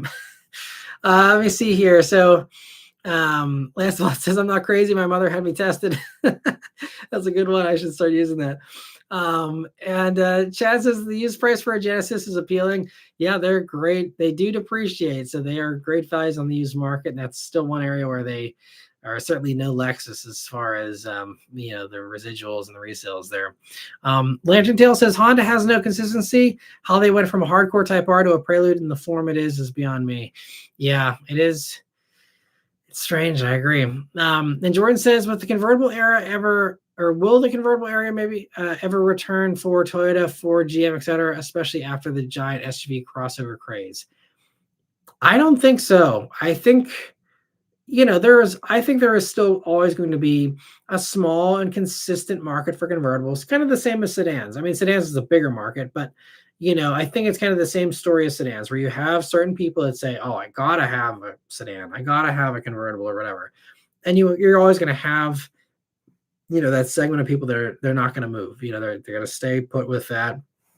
Um, so, but it's a small slice of the pie, and so I think that's why you can't see the mainstream companies doing that as much anymore, with some exceptions like Mustang convertible still exists, thankfully, and yeah, and that was one of the other funny things I even joked with when I was on the Charger launch a couple weeks ago. I was like, it'd be nice to see, because right at the end there, they did that kit where they sent challengers off to a coach builder or whatever who made them into convertibles. And you can actually do that. It's kind of a factory assisted thing. It was still technically aftermarket, but like Dodge would ship basically the body in white to them, and then they would do it instead of Dodge doing it themselves. But I even joked, I was like, it'd be great to see convertible version, and it's just kind of a joke, and didn't get a serious answer to that. But that's I don't think even Dodge is, I don't think they have any plans to do anything like that either. So, but I think the Mustang's about it. That's all you're gonna really have. I mean, Toyota's got the money and they're crazy enough that maybe they could do something like that. I could potentially see Hyundai maybe someday doing that too, but it's just in these times right now we're in, where again the electric transition is very expensive. Car companies are feeling the crunch of tariffs and everything else. There's no way, for example, Ford, or was it what GM said, they just lost $2 billion in the last quarter. Like, you can't be down $2 billion and have any fun ideas anymore. It's just you can't do it. So I mean, I think we shouldn't expect a whole lot of risks or a whole lot of money losers from any of these companies. I mean, that's why I think the Genesis stuff is so insane to even see, because it's clearly going to be just burning money, just lighting it on fire and saying see you later with even that supercar. I mean, they want to go racing, which is, I mean, if anyone knows, racing is the best way to light money on fire.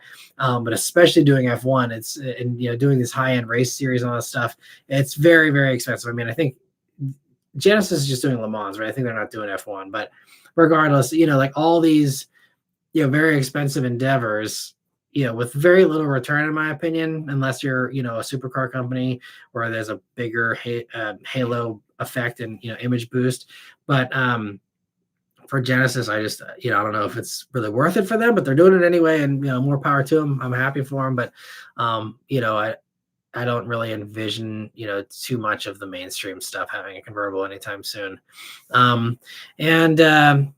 Let me see. Dave says, yeah, I've seen some deals in Canada. Straight conversion from USD pricing would be prohibitively expensive.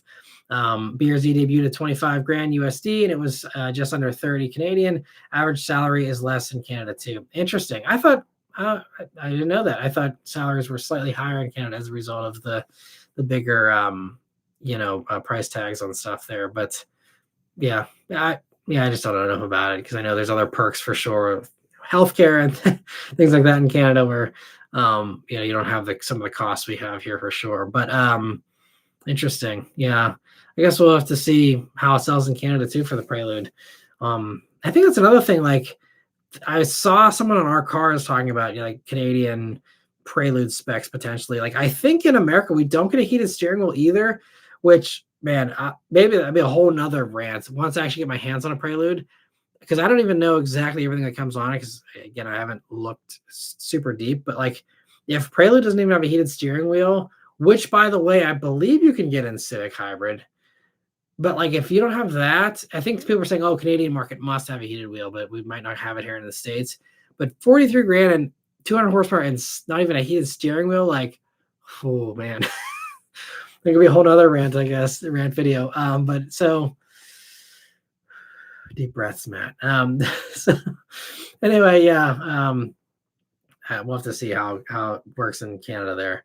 I'm guessing front wheel drive is not going to help though with selling it in Canada for sure, especially these, launching it in the middle of winter is not going to help them anywhere really, but especially in Canada, probably going to be an uphill battle there too.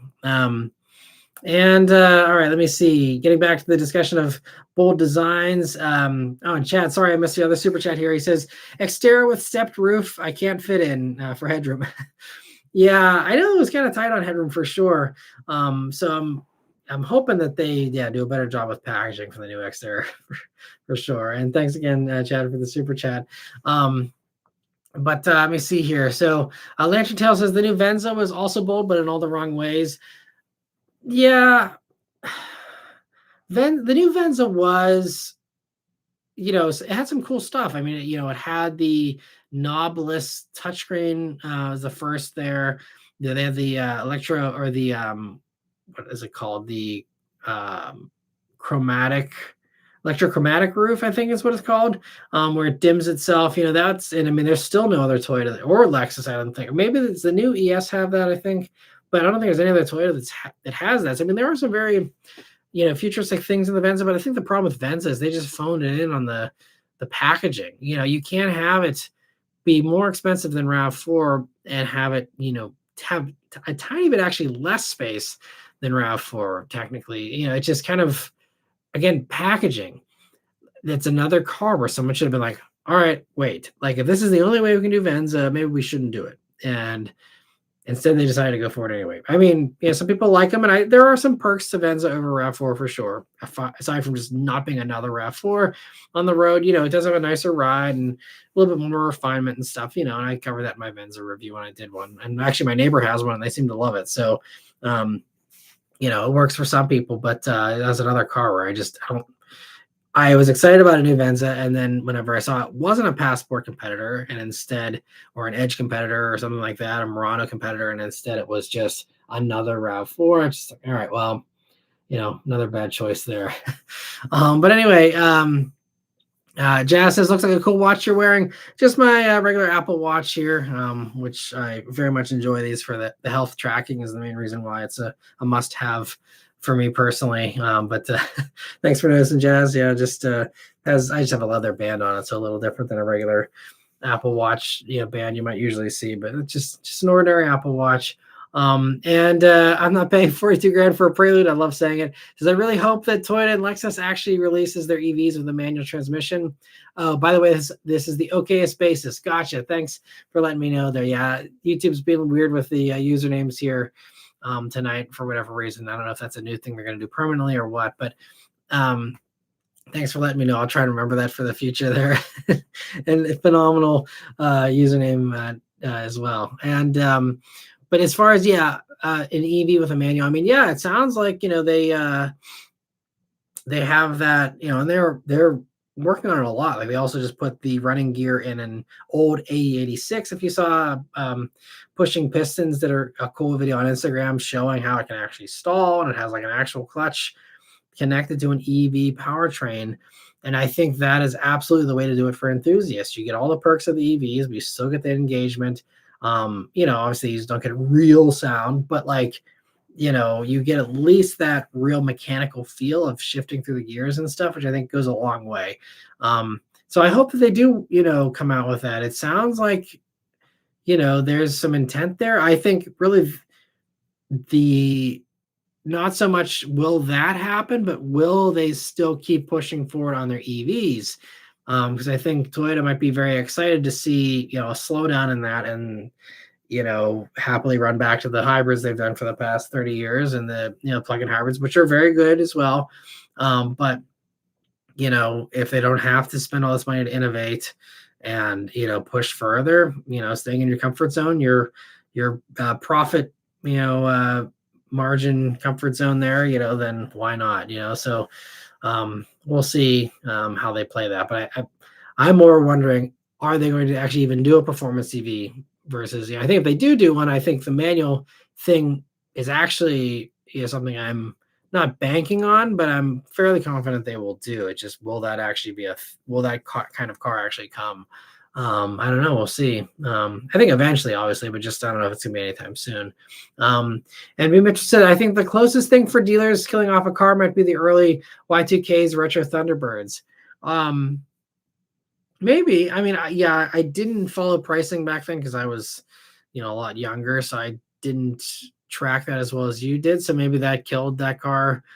Um, I mean, yeah, because I honestly, I just I didn't follow it at all. If they had markups the entire time till the very end, then certainly that adds up to me. I just have to think that at some point, once sales started dropping, dealers had to drop markups, and then if people didn't rush in and buy them, that were waiting on the sidelines for a good deal, then that still to me falls on the car. But yeah, I'd be curious to kind of dig a little deeper there and figure out, yeah, what that looked like in the early 2000s.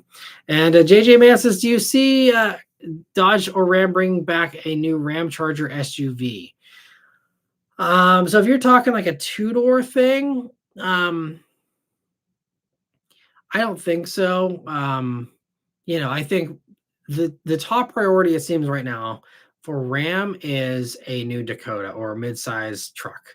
I think they know like it's a giant glaring thing that they haven't had, and they've said, they're going to build that. They've committed now. They will do a mid-size truck that's unique for the North American market. That's not the same thing you see in Mexico and South America and stuff.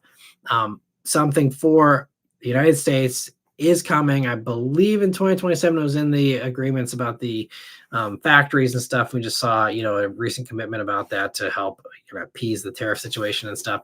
So there is that reaffirming of that commitment there to invest in those factories here. And I believe that the thing was that I saw was that the Toledo factory that builds Wrangler will build something for Ram as probably the midsize truck, but it won't be Gladiator based or anything, I think was what I remember hearing. Don't quote me on that because I'm just foggy on it. But regardless, I think that's first order of business. And I think they're probably putting all of their resources they have into doing that. Now, after we've got a new Dakota or whatever, then maybe there could be some room for some of that stuff. I think they still, though, they have a lot of bigger fish to fry. They need to get Ram Charger out, like the actual, or I guess now they're calling it Ram Rev, get that thing going. And I think, there's that whole kind of thing. And if you're talking about like an old school Ram Charger, I don't know if they think they can justify a two-door kind of thing like that. If you're talking the Ram electric truck and then making an SUV version of that, I don't know. And I mean, we did see, they have the Grand Wagoneer. It's going to have the range extender thing, same as what was called Ram Charger, now now Ram Rev, with the Pentastar paired up with a battery pack to, give you the range and the gas flexibility. I think they could very easily do a, Ram or a Dodge version of that.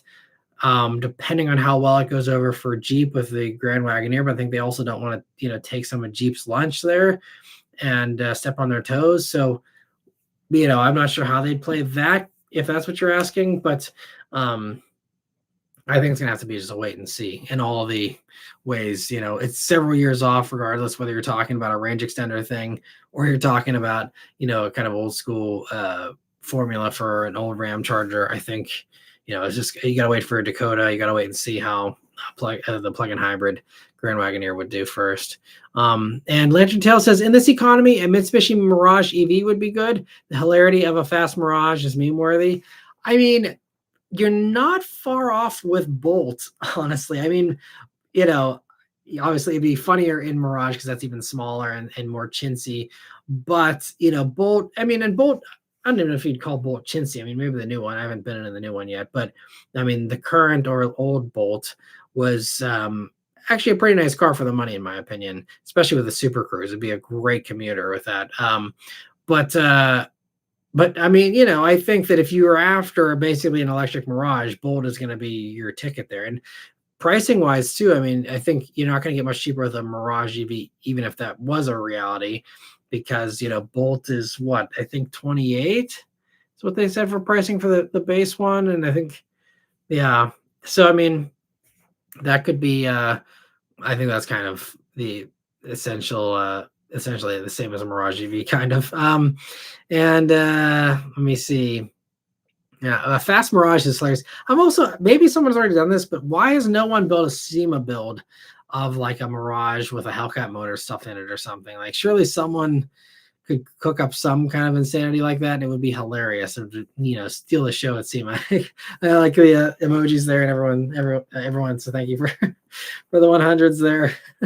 All right, well, yeah. If any SEMA builders are watching, that's the assignment for next year. If I had the resources and the money to burn, I'd do it just for laughs. But yeah, throw a crazy fast engine in a Mirage and ship it off to SEMA. Anyway, here, let me see. Cam Jam, thanks for stopping by. Says, hey, everyone, finally able to join after a crazy last few months. Well, sorry to hear that. Hope everything's okay. And thanks so much for stopping by. I hope you're doing well. And Michelle says, I hope you get to try out a newer 3/Y sometime. They really did a good job with the refreshes, much better ride quality and improved interiors compared to the prior ones. Yeah, and I've heard a lot of that. And actually, I mean, my buddy bought a new Y. So he would happily let me review it. So I absolutely have access if I choose to want to do that. I don't want the heat, and I don't want, yeah, and it's a hard car for me to objectively review. And whenever it's same as Cybertruck, if I can't objectively review it, I don't want to review it, because I never want to be biased. I never want to go into a review without an open mind, because then it's not fair to you guys. It's not an honest, open review, and that's what they need to be. So, and there's occasionally, stuff like that where it's just like, it's something where I'm too pissed off about, kind of maybe like Prelude, where it's just like, if I'm going to be pointing at the price tag the whole video, is it even worth doing the video? But same thing with the Tesla. And honestly, I thought maybe, some of that stuff might be fading a little bit here. But then, I don't know if you guys follow Jason Camisa on Instagram, but he just gave his take on the Model Y Performance, the new one. And that's his disclaimer is, I'm reviewing cars, not politics, and he didn't want to have any politics in the comments. And there still is people in the comments, saying it's hard to separate the politics from the car. And that's still a big holdup for a lot of people. And a lot of people were annoyed at him for, turning that blind eye to Tesla. And so, but so even seeing that he was getting some crap for it, it's like, okay, this reaffirms my decision to like abstain from Tesla reviews for the foreseeable future. It's a shame, because it is, it's one of the top sellers still. And from a reviewer hat kind of perspective of wanting to cover all my bases and stuff, it, is an important car that, would be important for, again, comparing to others and stuff from an experience standpoint, not just from a specs and, price tag and feature set kind of standpoint. But it's just, it's not the last thing that I need right now is more reasons for people to not watch me. That is the last thing I need. I mean, you can make the argument that if I covered Tesla, then there'd be more Tesla people that would watch me. But I just, I think especially most of you who have, heard my comments over the past year here, whether it was in the weekly updates when I was complaining about tariffs, or, the rants here in these lives, I think those of you who are still around either are willing to tolerate my rants despite maybe disagreeing, or, you do agree. And, either way, I think it's better to stay on the side that I have chosen to stay on here, instead of trying to expand out and, possibly get hammered for it. So, and again, even regardless of the optics and stuff, it's just, if I can't objectively review it, I'm not gonna, do that to you guys either. So, yeah, maybe someday we'll see if Elon has a real redeeming story arc here. And, I can't imagine a way that he undoes the damage that he's done. But if there is ever a reality where that happens in some timeline, then I'd be happy to revisit and give him, the review. But anyway, let me see here. So yeah, I'm glad Cam also appreciates the username there of the okayest bassist. And Lantern and Tail says that the fact that the Model S and X are selling horribly, yet Tesla doesn't seem to care too much of these cars, and Lucid and other manufacturers ate these cars alive, but because of their shifting priorities, they don't mind. Yeah, that's a very good point, and that's true. S and X are doing terribly, I think, because they're extra old, and it's just, It doesn't work. It does not work in the car industry as much as they want it to, especially with the futuristic stuff. Now, if we were talking forerunners, again, you have that buyer that the perk is the fact that it's old, and that's what they want. And they were mad when there was a new version. That's a completely different mindset. And if you're lucky enough to have a fan base that has that mindset, then you're golden because you don't ever have to change anything, and you're walking on easy street. You just keep building the same old, and everyone's happy. But that's not the case with EVs, especially in Teslas, where people were buying them to be very forward thinking and futuristic and stuff. It also doesn't help that, again, Elon just completely torched, a large majority of his, buyer base were people that were environmentalists and people that liked EVs, and those people are commonly on the side that Elon is now the opposite of. It's not a good business move. I mean, and he knew that, and he didn't care. So again, I think that even more speaks volumes. The fact that he's willing to completely throw a Molotov cocktail on Tesla in general and just move on to the robots and AI or whatever, and not care whatsoever about tanking the whole company as far as the car part goes, I think speaks volumes. So again, he's absolutely looking for the next big thing and thinks he's got it. And the cars were just a stepping stone. I don't think Tesla ever thought they were going to be a car company forever. To be completely honest, it was always just this shifting, blob of a company that, does different things. And that's why I think, Tesla did a lot to kind of further the game, but they'll drop out. And then, the traditional car companies will get back to business as usual. And not have to worry about them as a competitor in the future here if they keep going the way they are. Let me see. JJ Man says, is Beth going to join you tonight? No, she's busy with other stuff tonight, but maybe here soon. And he also thinks the exterior was ugly. I know there were some people that were definitely polarized by the looks of, especially like the earlier generations kind of had those blobby headlights and stuff. But that's another one I forgot. But I remember the little bit of controversy around exterior for sure. Lantern Tail says, sadly, the Nissan Outlander is going to sell well. People bought rebadged GM products of the 2000s as well as the Chevy Prism and Corolla. That's true. I do, though, think that buyers are a little more savvy now than they were back then. Not a lot, and not everyone, but I think that's a harder thing to sell now than it was back then. I think there's more competitors than ever. The competition's really stiff. So let's take the example of the Prism and the Corolla. So they're a badge engineer. What were your other options at the time? You had Civic, you had, was Elantra even around at that point? Not really. I think it was just Civic and Impreza, Cavalier. But I guess even Cavalier was kind of a competitor to Prism, but there still wasn't a ton. I'm sure there's a handful of others I'm forgetting, but I still think back then people didn't have as many options. I think the reason that some of the rebadged import stuff did well too was because maybe people truly saw a Corolla with, a different grille and said, oh, that's a completely different car. I'm happy because this is now a GM product and I'm not worried about, whatever they're worried about, the Japanese brands or whatever. But I don't envision it going that way this time around, especially with Outlander being around with the same exact styling for several years already. I don't know. We'll see.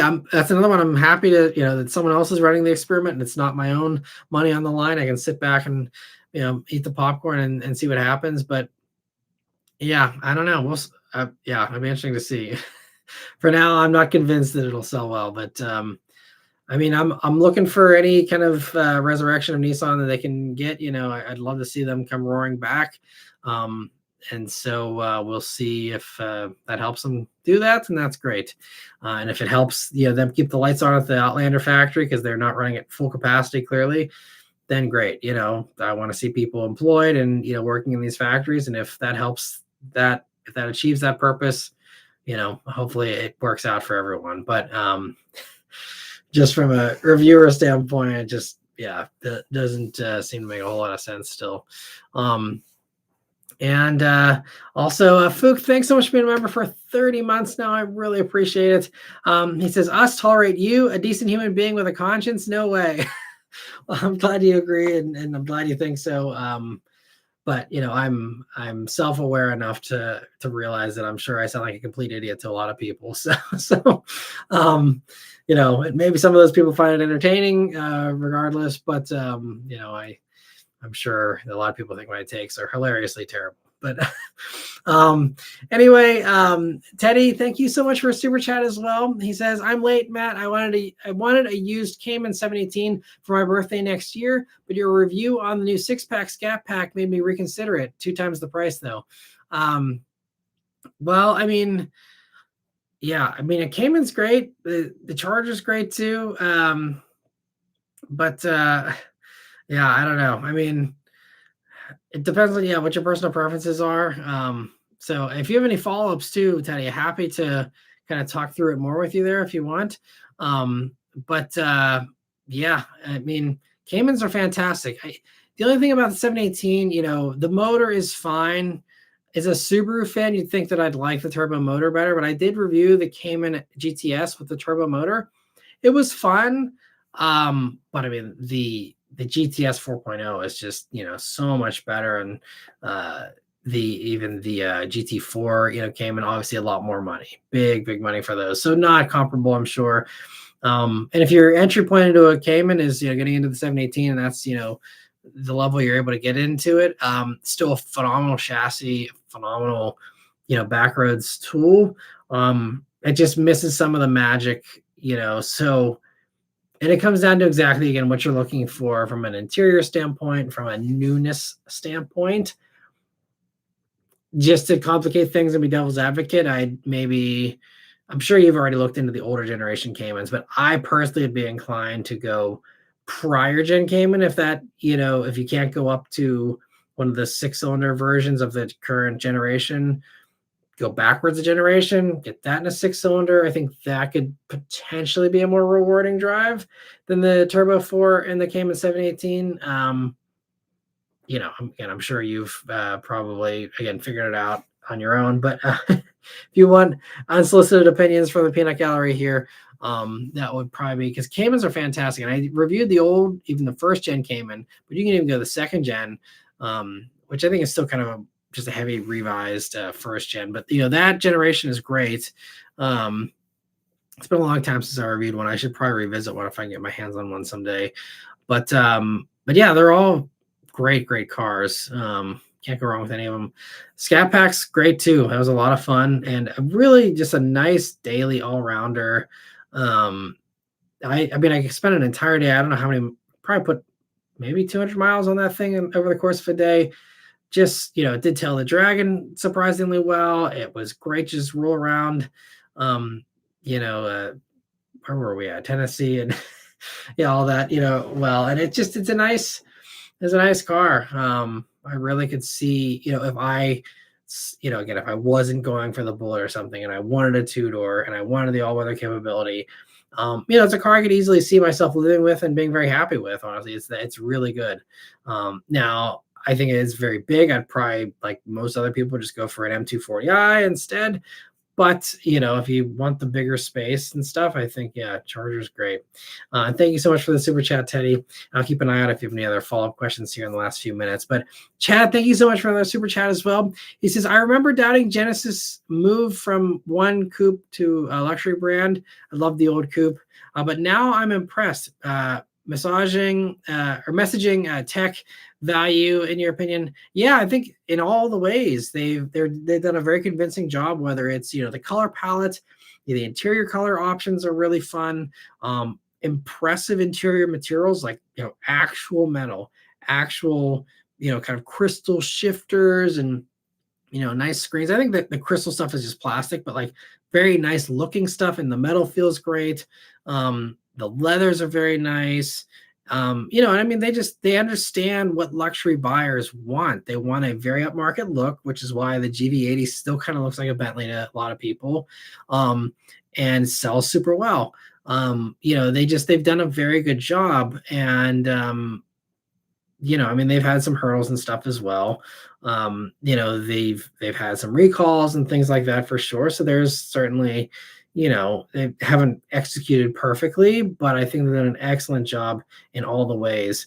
I think as far as luxury brands goes, as you've seen in many of my Genesis reviews or reviews of the competitors, I often say, Genesis is one of my favorites. If I needed, a giant, 2-row Genesis GB80 and I had the money for it, Genesis GB80 absolutely would be what I'd go for, I think. And the same thing applies for GB70, take your pick. Every segment they compete in, I think they're consistently one of the top ones, if not the best. They've gotten a little pricier in the past few years where the value isn't quite as strong as it used to be, I think, but still fantastic for sure. All right, I see Lantern Tail has given us a reminder here of the time, so we will wrap up here in a few minutes. Just in the last few questions here. I was getting caught up, and then I guess I fell behind again with another rant. But let me see. Fook says, do you have any opinions on the recent Toyota CEO event thing? You don't have to answer this question. I don't even know if it's appropriate to ask here. I'm slightly disappointed myself. I know what you're talking about, Fook. I have a lot of thoughts. I also am conflicted. So, and I know we're right towards the end of time, and I could kind of go off on this for a while, but I'll try and keep it concise. I've seen both sides of this. Like I saw Kirk's video kind of defending and saying, oh, it's fine. He's just trying to get a lower tariff. For anyone who hasn't heard, because this actually didn't get a lot of attention. I kind of want to see where the dust settles on this, so I didn't want to make a big stink about it just yet. But these lives, again, we got 46 people in here, so I'm not, I'm not worried in here, but I want to make the whole decade video on it. But I didn't love it. It was really disappointing to see personally. And like I said this actually as a comment on Kirk's video where he's like, oh, it's fine, just trying to get a lower tariff. Every other automaker has, tried to negotiate. They've committed, to new factories, or they've committed to, investing and boosting in the current factories, because we all know they can't build the factories in time to even be operational by the time Trump's term is over. So it's a completely, so you just say, oh, well, spend more money, and you kind of appease him, you give him a gold plate or whatever, and then he's happy. So there's, that's what all the other car companies are doing. Or that, even the inauguration and the parade that they had, earlier this year, like Toyota, they donated $1 million. GM, I think, also donated $1 million, as did, I think, Stellantis, if I remember correctly. And I think, people have pitched in for the ballroom and all this other stuff. So there's other things they can do to try and, play nice, I guess is a way to put it, if we don't want to use the word bribe, but to try and get favorable treatment with all the economic decisions and stuff. And you can do all that without putting on a hat and putting on a t-shirt that you bought on the corner of a rally for $5, which is what Akio Toyoda basically dressed up as.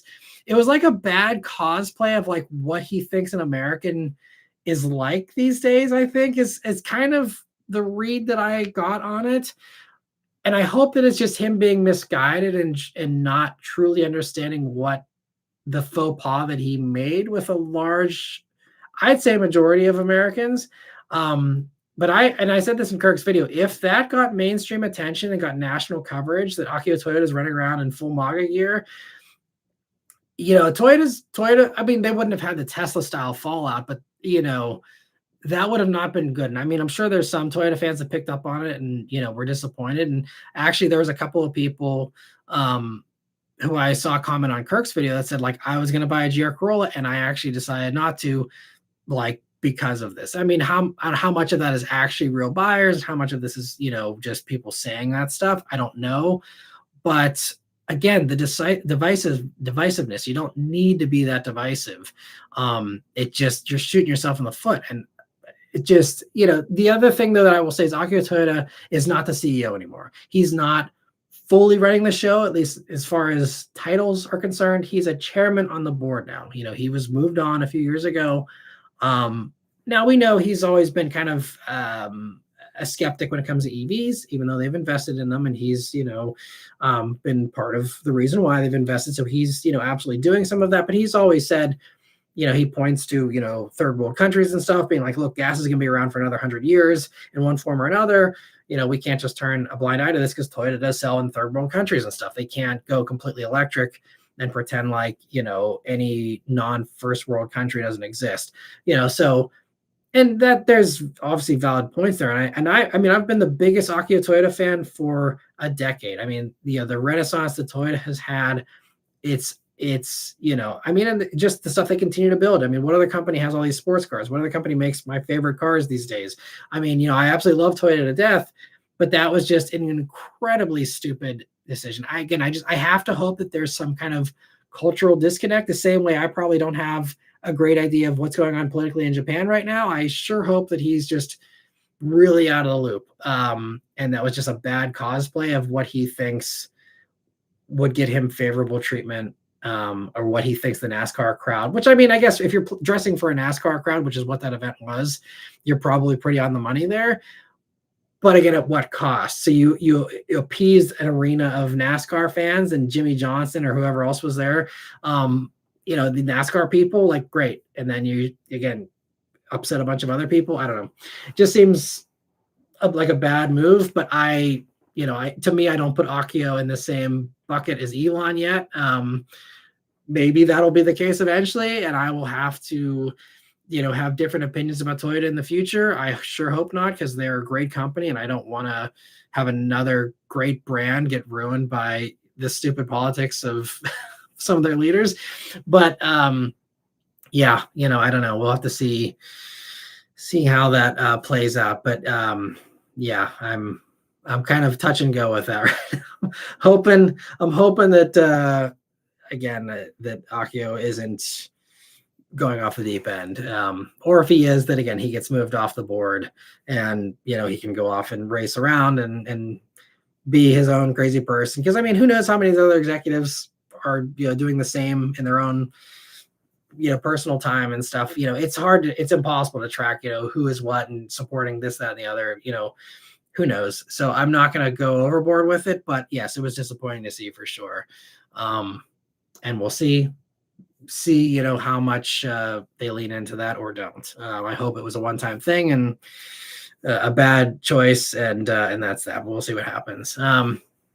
And Imperial Films, thanks for stopping by here at the end. And Lancelot reminded me to breathe and think happy thoughts of GR Corollas, absolutely, which applies now, and also probably 15 or 20 minutes ago, whenever I'm sure you made that comment. And Jordan says, is Honda Insight and Clarity still in production, or were they both axed? Both are gone. They've been gone for several years. And also he's saying, do you sell Matt Moran car decals or steering wheel covers? Not steering wheel covers. I actually have a rant in the junkyard video tomorrow about steering wheel covers. Stay tuned for that. I don't condone steering wheel covers, but car decals, I have stickers. They're not inside window stickers. They're just regular stickers you can put on a laptop or something. They also should work on cars. I don't know. I haven't tested one to see how long it lasts out in the rain. So I make no guarantees about them as far as durability goes, unfortunately. But I do sell stickers in the Matt Moran Motoring store on my website there, if you're interested. I'm trying to think if there's any other like car related stuff I sell. I should do more, but there's not a whole lot that my merch vendor offers. Like, I don't think I have access to because I could do like air fresheners, things like that, but I don't even think there's that available to me. But I see also Jordan says I should sell air fresheners. So same wavelength. I didn't even see your comments on now, but yes, I don't think that's an option, but someday that would be something I should absolutely add if that's available to me in the future. Yeah. And Chad says they should enhance the electric motor noises. I think it was an EV Porsche I saw a vid on that sounded amazing. Yeah, like Cayenne EV just came out here this week. That sounds really cool and seems pretty awesome to me. Very expensive, obviously, but yeah, I don't know if you guys saw that, but like it has these little interesting things that extend out. They're kind of like little arrow wings that come outwards from the car, which is, it's an interesting move. I think it's kind of cool in some ways. Could be interpreted as, iffy in others, but I think Cayenne EV is a really cool idea. It's going to be the first, I think, regular consumer product as far as cars goes that has wireless charging, which is really cool. Yeah, all kinds of cool stuff with that. But I agree, sounds enhancing the electric motor noises, I think would be a cool way to do it. And I think Ferrari is the first to do a patent where so this is what Ferrari is planning on doing. They've already announced it, where they're going to have not microphones, but they're going to have like something that picks up the sound from the actual noise that is currently being generated from that electric motor, then pipe and then process that still, but then pipe that into the cabin. I don't know if it's going to be piped outside of it or not, but it's going to amplify that. I think that's what Ferrari is planning to do. Now, how they process it, that'll be kind of the make or break of it. And how the motors, I guess, sound. But if their electric motors actually sound cool and they lean into that instead of trying to cling on to it sounding like a V12 or something, which I think could also be fun, but, or give people the choice would be even better. But, I think that there's a future there for that for sure. And I hope that, Ferrari makes it cool, or Porsche or somebody else. But I think that's definitely a valid way to go about it in the future. And B Metro says, I still see final gen T-Birds pop up at auctions owned by Ford dealers hoping to hit a jackpot in a closed casino. Said cars also have 5,000 miles for the most part to keep it limber. Interesting.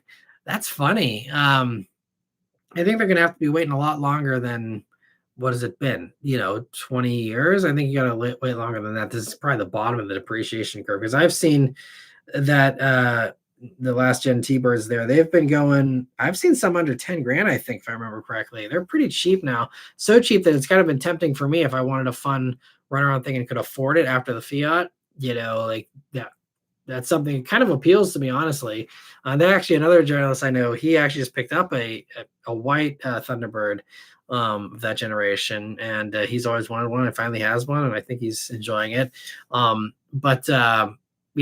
I think they're at you're gonna have to wait a long time for them to actually get good money, I think. But a lot of dealers haven't had a lot of great business sense, in my opinion. It's amazing how some of them are still in business, which I guess kind of shows in some ways. I have to assume it's not that hard to sell or to, have a dealer, especially if you've been handed it as a family thing or something.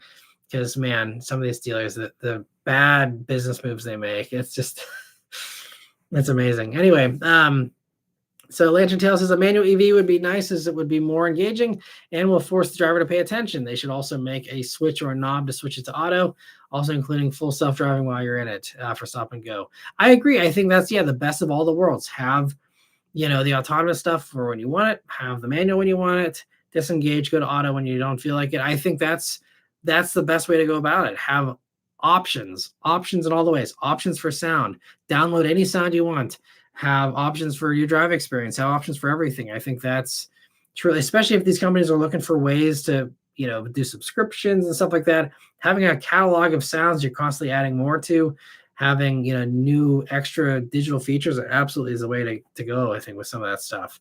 And anyway, let me see here. So I see Nintendo Atari Killer is excited about the Mirage talk there. And he says Mirage EV would be hilarious with the garbage tires and handling. That would be funny. And I see he says also a 4G63 all-wheel drive Mirage build would be bonkers. That would be. Why is no one doing all these Mirage builds? This sounds like a fantastic series, probably for YouTube as well. Again, I wish I had the disposable cash to just pour money into these and hope for the best with ad revenue. But whoever does the build stuff still these days, they can go and totally do this. That would be hilarious. I'd love to see that. Jordan says new Prius and Prelude front ends look similar to me. Anyone else agree? Yeah, kind of that similar. I know what you're saying. I definitely see a resemblance too. And Chaz says that's integrity in journalism. I'd like to think so, with abstaining and being objective on stuff. But some people would argue it's just the evolving world of content, and but yeah, for me, I still approach this like a traditional journalism kind of mentality, and abstaining from stuff when you can't be objective. So anyway, let me see. I see Theodore agrees about being honest. That's a rare thing these days. I appreciate the appreciation of that, Theodore.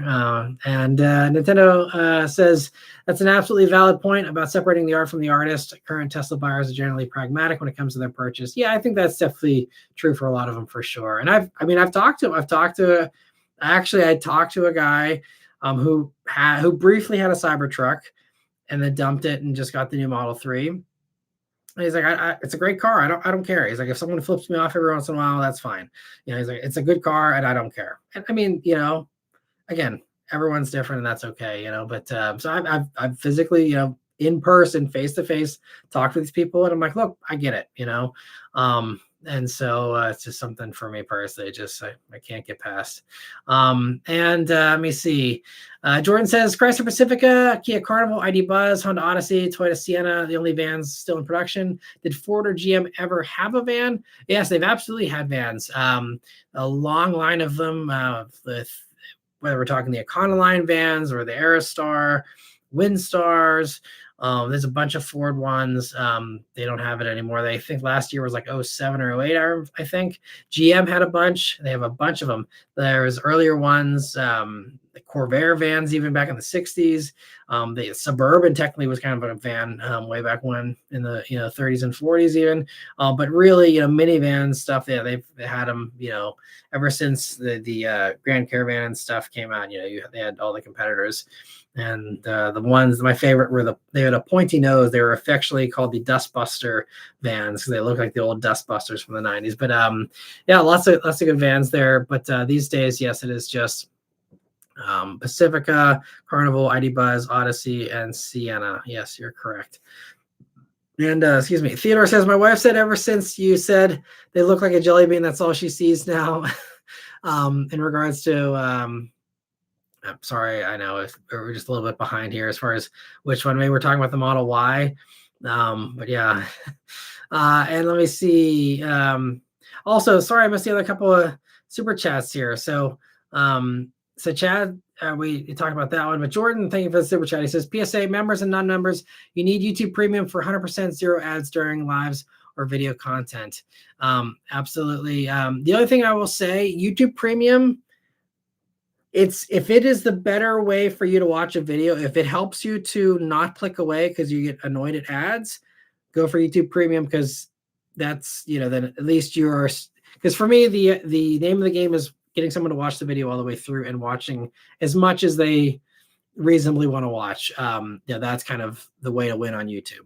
So if it keeps you on the video and you don't see enough, you don't see too many ads that you click away from, if Premium helps you, then absolutely go for it. But I will say, if everyone signed up for YouTube Premium, that would really hurt my YouTube revenue, because YouTube Premium, I make less on a premium viewer than I do on a regular one that watches ads.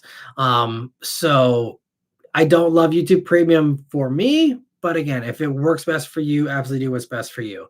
Obviously, the other way around that, if you're want to spend double the money, you can do Premium and be a member. Then you're supporting the channels that you care about. Whoever, if they have memberships, but like for this channel, you could do that and Premium. But I know that's a bunch of money, and who's got the money for that these days? So I totally get it.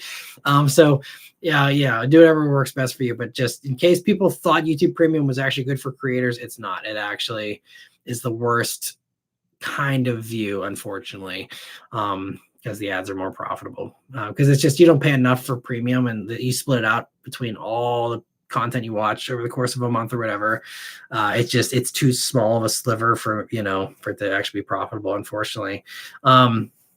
And also, Jordan, thank you for another super chat. He says, an EV PHEV only drive in movie theater with chargers would be epic. That would be great. Yeah, you charge up, you show up, watch a movie while your car is charging up. Yeah, that would be great. I mean, I think that's kind of the idea with some of these cars that have the built-in video streaming, like the GM stuff. You can stream Netflix on it, and there's many others that do that too, to turn into your own little personal drive-in movie theater, basically. That's kind of the mentality there. But yeah, I think, trying to incorporate a large screen in can certainly make it a little more fun. Just that's a very hard business model again these days too. Drive-in movie theaters are just evaporating, and I'm sad about it, because I love them, but just it's a hard thing to sell people on these days. All right, so I think we're just about the end here. Let me see. So Marco says, glad to see y'all having a good time. Just checking in from the maternity ward. A new car guy has joined our midst. Elias, I hope he loves cars just like all of us. That's awesome. Well, congrats, Marco. That's amazing. Hope you're doing well. Hope your wife, girlfriend, whatever. Hope they're doing well too. And that's awesome. And yeah, well, thanks for stopping by. But clearly, you got more important things. Hopefully, you didn't stop in too much longer here than just saying hi and goodbye. But that's amazing. And yeah, hope we have another car guy here. That would be awesome. And enjoy to the max. Absolutely. Hope everything goes great in the future, and have a great rest of your evening here. Get as much sleep as you can. Best of luck with that. Let me see. I see more discussion there about the minivans. We can skip over for everyone. Thankfully, answered the question there before I did. Mr. 705 says, would you take the Genesis new mid-engine concept or your Bullet? I take the Genesis. That thing's really sick. I love the Bullet, but yeah, there's certain things. I mean, obviously, if someone would have offered me an even trade of the Bullet for an Aston Martin or a Ferrari or something, I absolutely would have traded. I mean, I love the Bullet, but there's a limit for sure. Definitely do the Genesis. And let me see here. Also, Nintendo is asking, would you rather have the Genesis concept or a Mirage with groceries in the trunk? Well, I would probably just get the Genesis, sell it, and have groceries for life, pretty much, almost. Although the way grocery prices are going, maybe it'll only last me a little while. I don't know. But yeah. Fook says, I'm starting to get pop-up ads that go over the chats on this stream. Super annoying when you're reading comments. Hope YouTube isn't pushing it more. That's interesting because they should not be inserting ads, because I did do that on a live, I think it was last week or the week prior, and I got negative feedback on it. And I think it was one of you who mentioned that it cut in right when I was talking, and that was annoying. I enabled it briefly for that past live stream because I thought that it would just basically play an ad that's muted, and you'd still be able to hear me and see me perfectly fine without screwing up the stream. But apparently, according to feedback, that was not the way it went. It muted me and played the ad over top of me, which I know doesn't make for a good experience. So I have disabled the ads. Aside from I guess you'll get an ad whenever you click into the live, just to join. But after that, you should not be seeing ads. I can manually insert ads. I have a button right here. I can add an ad in right now if I wanted to. But I have not done that the entire night. So you should not be seeing ads afterwards. And so if YouTube is inserting ads without my consent, I'm going to have to investigate that. I mean, I guess it wouldn't surprise me these days, but they're not supposed to be. You shouldn't be seeing ads aside from the first one whenever you click onto the video. But thanks for letting me know, Fook, about that. That's definitely, I have to keep an eye on that here. Let me see. So last few. Lantern says, should Chevy make a compact sedan and call it the Volt using the Bolt platform? Could be a good affordable sedan for people who don't want the Bolt. I think that would be great. Yeah, I mean, it's Lego cars with those EVs, you could easily do it. Yeah, I'd love to see that, especially if it's in a little bit of a larger sedan, kind of to maybe fill the void left by Malibu in a way. That'd be great. Even, an Ultium sedan, I'd love to see. They teased that silhouette whenever they were talking about all the possibilities for Ultium way back when. We've just never seen it. We'll see if we get that eventually. I guess there was that leaked image from the design studio of a Cadillac EV sedan that's not Celestiq. So maybe we see something like that at some point, but we'll have to see. Let me see. C-Nut says that his in-laws have nothing but problems with their G70 and GV70. Terrible dealership experiences across multiple states. That's unfortunate to hear. I know a lot of people, that is really one of the lacking things still, is the dealership experience, which is a shame because the cars are fantastic. But if the rest of the experience, especially if you have to go in for recalls or you have to go in for issues, that's a shame. I mean, I don't know how many issues, I don't know how widespread that is.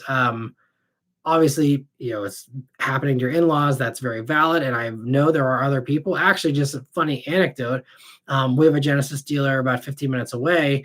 And there was a mechanic out on a test drive with a car that was in for service. So clearly the car probably already had something wrong with it. So this probably wasn't like a brand new, fantastic, normal, Genesis. But there was a Genesis that actually burned to the ground a few minutes from the dealership on a mechanic test drive like a week or two ago, just around here. So, I mean, there's issues for sure. Again, I just don't know how widespread that is to comment. A few anecdotal stories could be, a 1 in 10,000 experience, or it could be, half of them out there blowing up. I have no idea how common it is. I will say there's a ton of Genesis all around here driving under their own power. So they work at least some of the time. I just don't know how often they have issues. I haven't gotten a good read on how widespread or lack thereof that is. Because, everything is always distorted by the internet.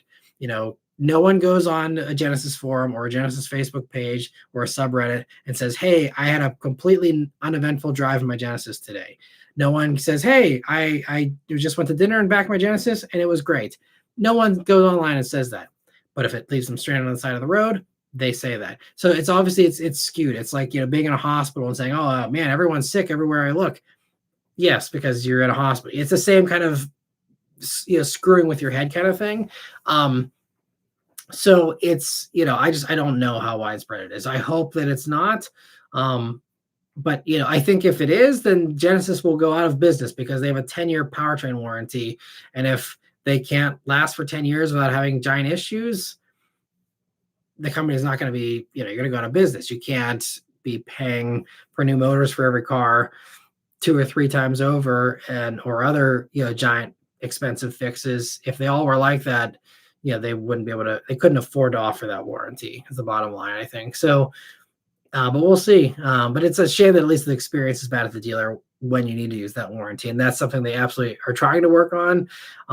But again, good old dealers dragging their feet. They don't want to spend the money. They don't, they just want to get the markups and pocket it and, go off and vacation with the money or whatever. They don't want to reinvest in the dealer. So, again, there are some that do, but a large majority don't. And that's just a problem that Genesis is struggling with. That's kind of not entirely their fault with the dealership, situation. And it's hard to, get them to upgrade this stuff. So yeah, and I hope the in-laws, they either find better cars or have better luck in the future. I'm sorry to hear that for them. Let me see. So yeah, let me see. And Lantern Tales weighing in says, I have a Tesla and a Toyota Sienna. After what Akio did, I am in a very unfortunate position.